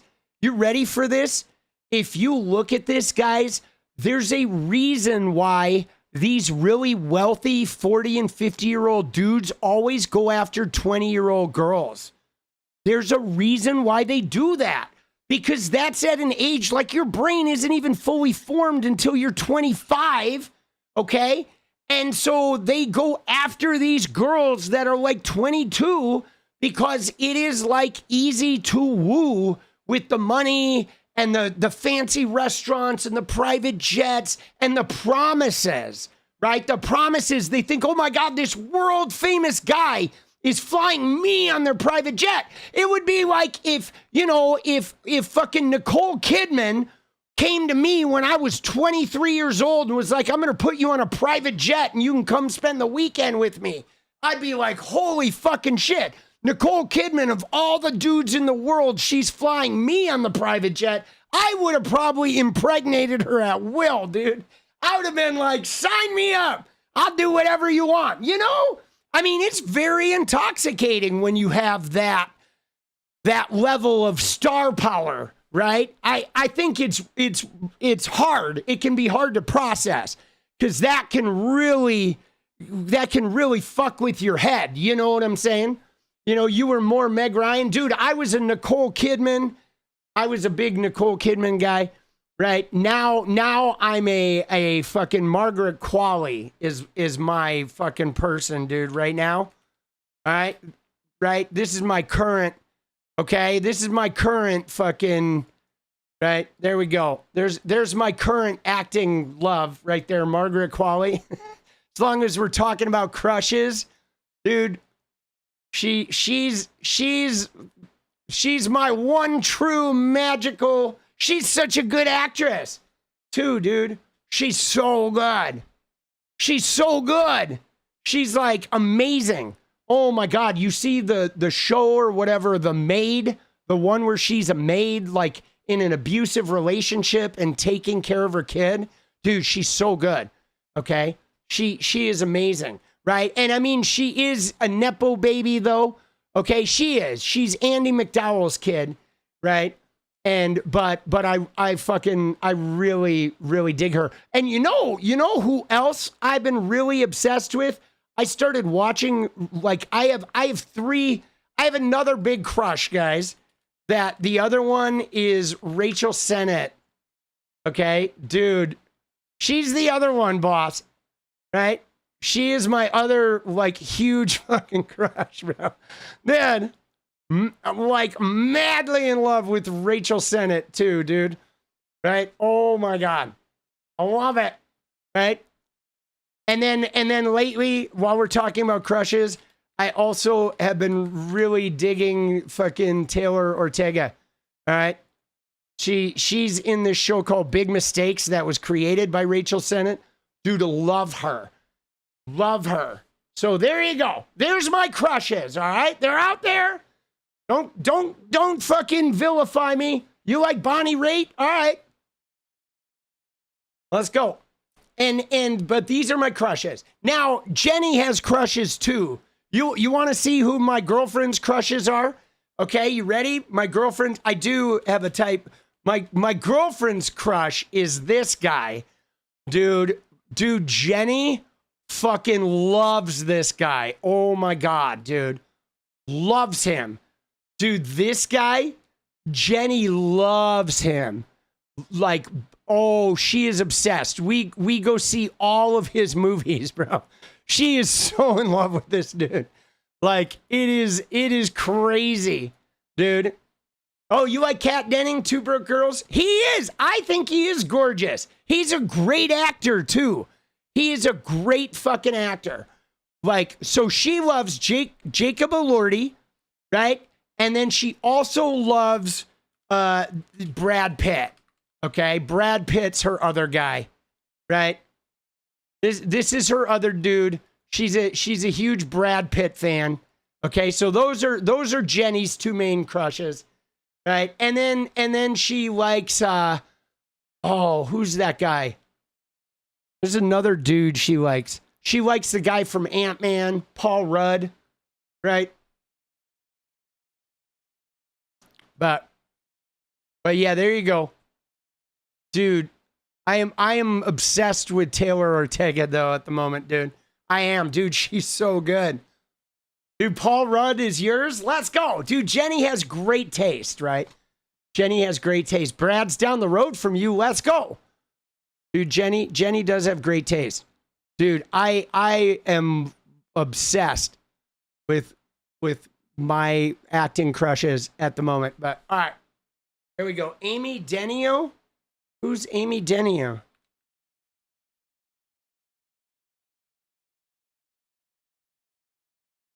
Amy Denio, saxophone player. All right, let's go. Let's go. Everyone likes Paul Rudd. Dude, she hates Keanu Reeves. She can't stand Keanu Reeves.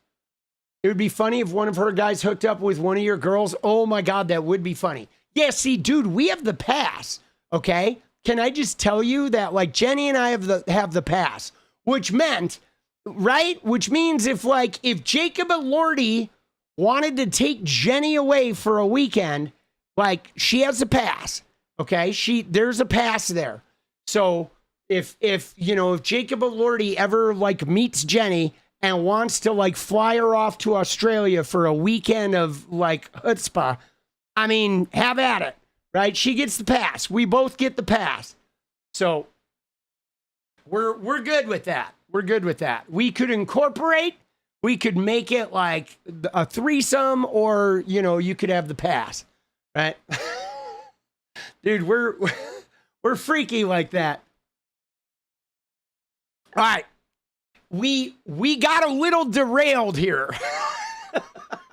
Dude, we got a little derailed. Dude, the White Lotus pass, oh my God. Well, guys, now that you mentioned White Lotus, I guess I do have another crush, which is Alexandria Daddario, right? Right? Alexandra Daddario, she was another one on my crush list, right? She was from the fucking, she was in White Lotus. And she was also in Baywatch. But yes, there we go. As long as we're talking about White Lotus. Dude, let's go. Oh, shit. All right. Dude, we got derailed. Dude, like, what happened? 1 minute we're talking about Hasan Piker, and then we just got absolutely derailed. I got more? Yeah, no, I have like 100 crushes. I was a rock star, okay? I played rock and roll. Dude, Amy Denio made 80 albums. Dude, that's crazy. We love it. Guys, I played rock and roll for 20 fucking years, dude. I like have so many crushes. HBO's The Leftovers, good show. I've not seen that, Lady B. We'll have to check that out. So I have a lot. I admit, and Jenny, like, she gives me space to have a lot. I have many, many, many crushes. I just do, I think it's healthy. I think it's okay. I think that shit is like, you know what I'm saying? I think like having crushes, or like, people that get you excited or whatever, that get you like, I don't know, energized, or, give you some fucking glee. There's nothing wrong with that, right? As long as you're not being a weird, manipulative fucking creeper and shit. You know what I'm saying? All right. But yeah, dude, this, I want to see Scott Jennings.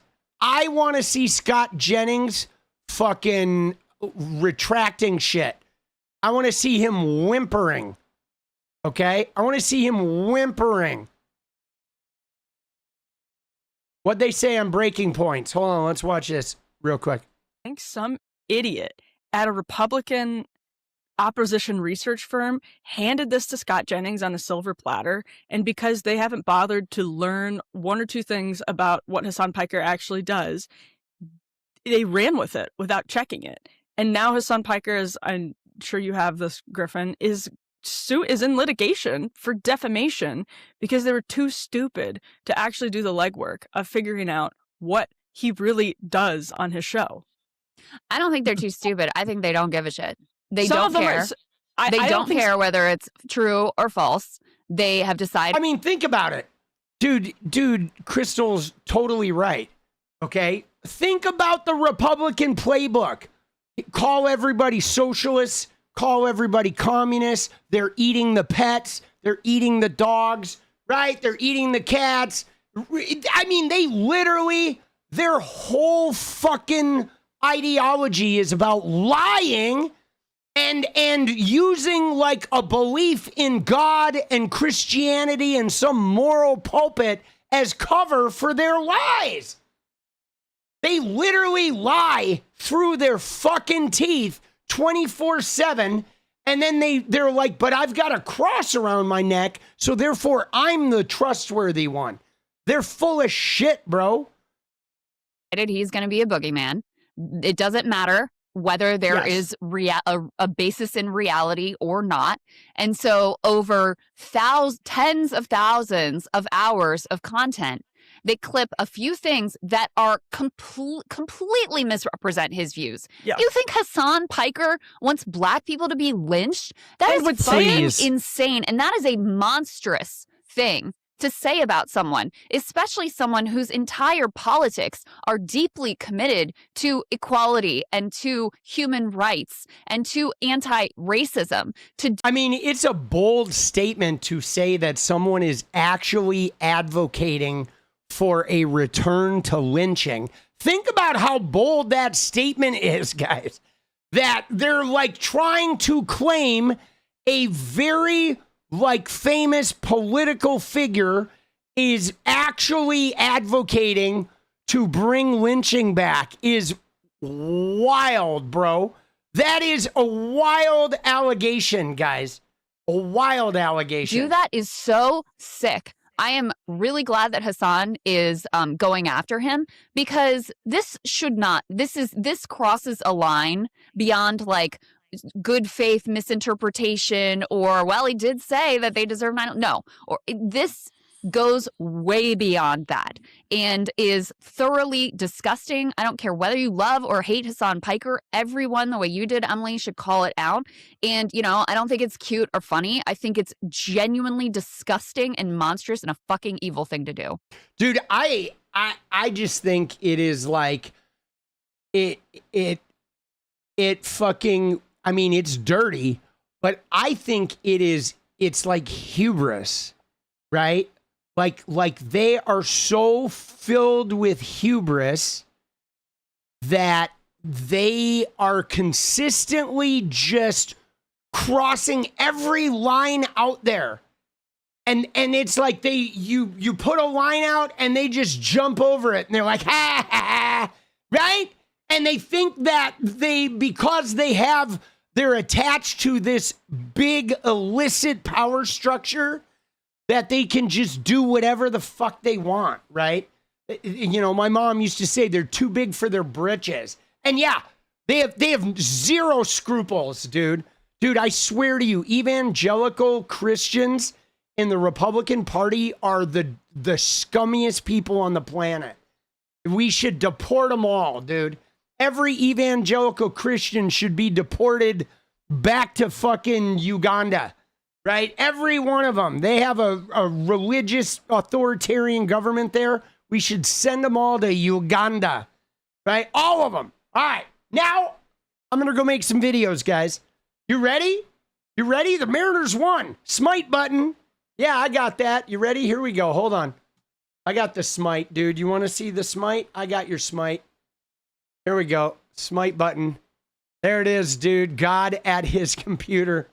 Dude, he's about to hit the smite button. Dude, I put a MAGA hat on him, right? Isn't that great? Oh, shit. Dude, the MAGA version, right? Here's the actual, right? There's the actual fucking cartoon, right? There you go. There's the actual cartoon from Larson, but I added a MAGA hat. Dude. Shh. All right. Shh. Dude. Dude, isn't that nice? Dude, you tell me. I swear to you.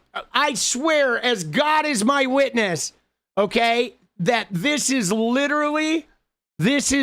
really what's going on in heaven right now. God is looking at them using his religion and he's like, just open your mouth one more time. Fucking, right? Defend Trump one more fucking time, dude. I am here. Smite. Man, you know it. Right? You know it. All right. Let's go. All right. Final thing, guys. I got to show you one more thing, guys. This is just a moment of comedy here, all right? And it's because of Eric Trump, okay? Because Eric Trump, let me find it.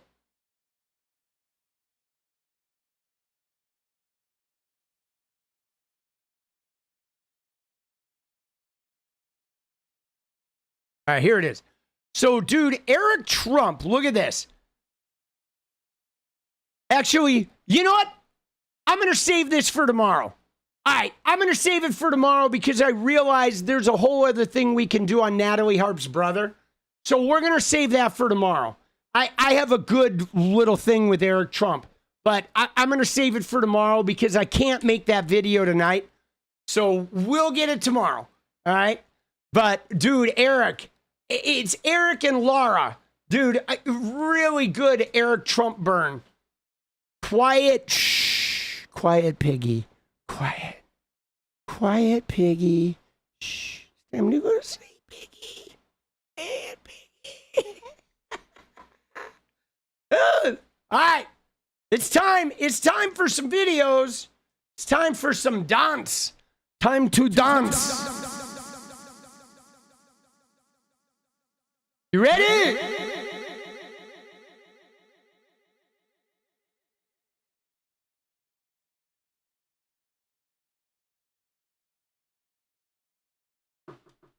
My body is fucked up, bro.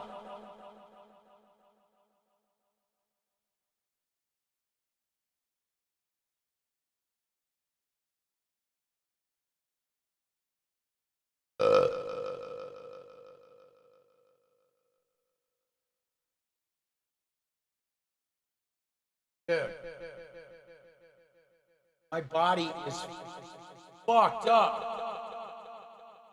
All right, let's go. Let's get it. Time to stretch.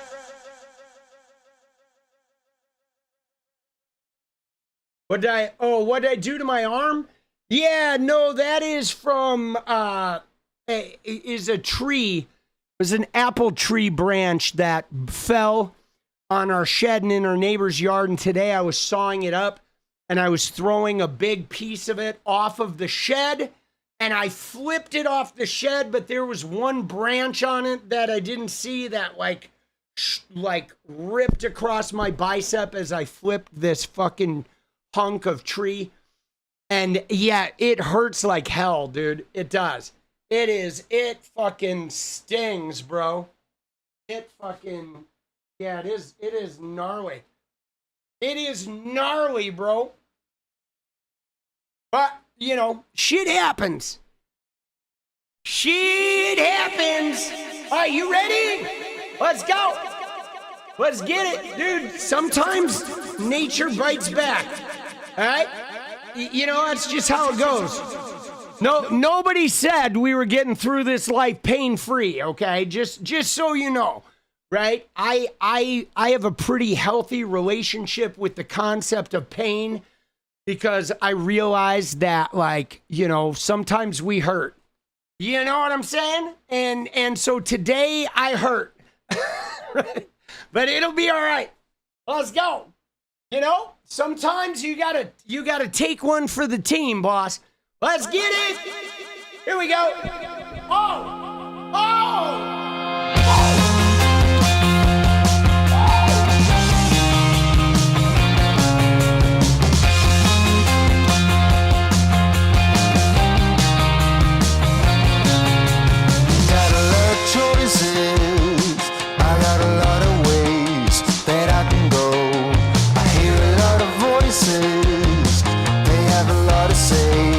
But I've known, been here before.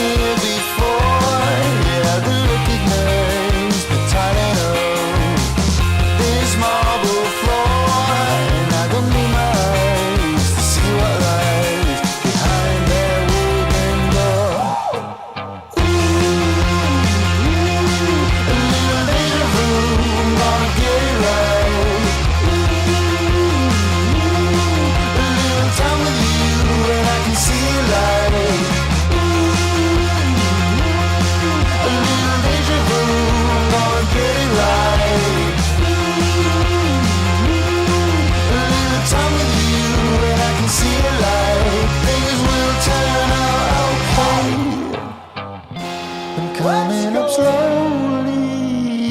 This feeling that I have now, almost a bit holy.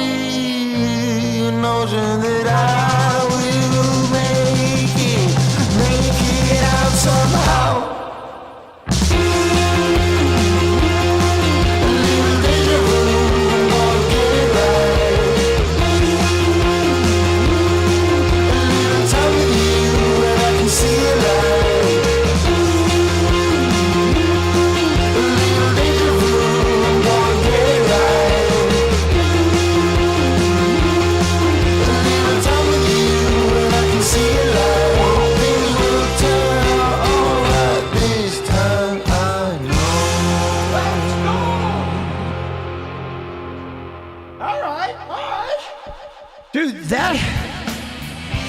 Dude, that one felt pretty good, actually. Let's go. I don't normally dance in bare feet. That was amazing. Dude, I didn't get any fucking slivers. We have kind of old wood floors. I was a little worried about that. Whoa. All right, guys. I love you. I appreciate you. We're going to make it through this. We are. Do not get down, all right? Or get down, but make sure you get back up. Because we're gonna be fine. Fuck Donald Trump. Fuck Maga. Freedom, yeah! Woo! Free, yeah, yeah! Come on! I'll see you tomorrow. Take good care of yourselves. Take good care of your neighbors. In the meantime, remember to stay radiant. Good night.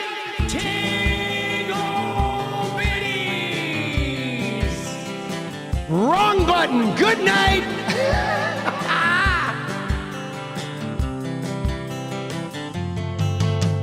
Hey, I just want to change the world. I just want the perfect girl. I don't want to hang around, I'd rather be found. It gets better, I wonder, my pleasure together. Everyone's waiting, anticipating.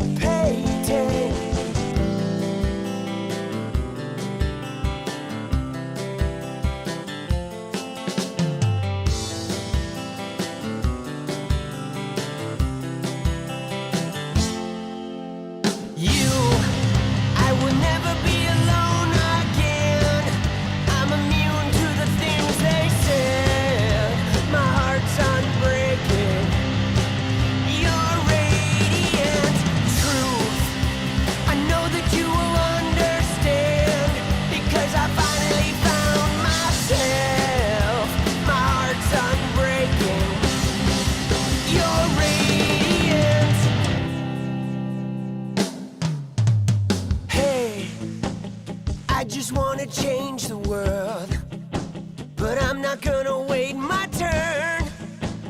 I don't ever want to come down, I'd rather be found. It gets better, I wonder, my pleasure together. Everyone's waiting, anticipating.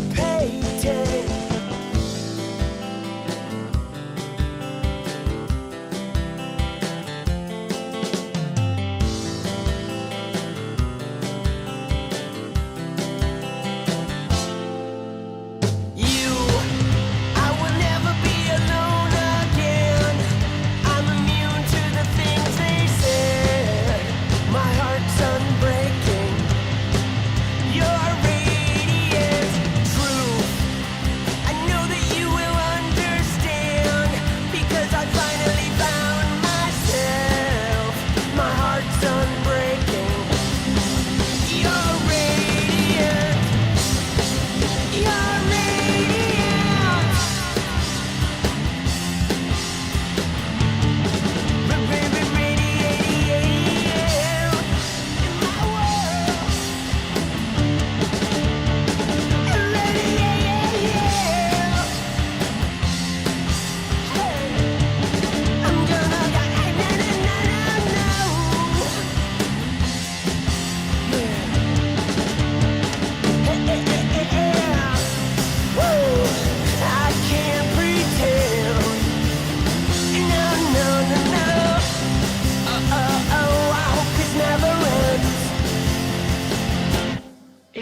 I would never be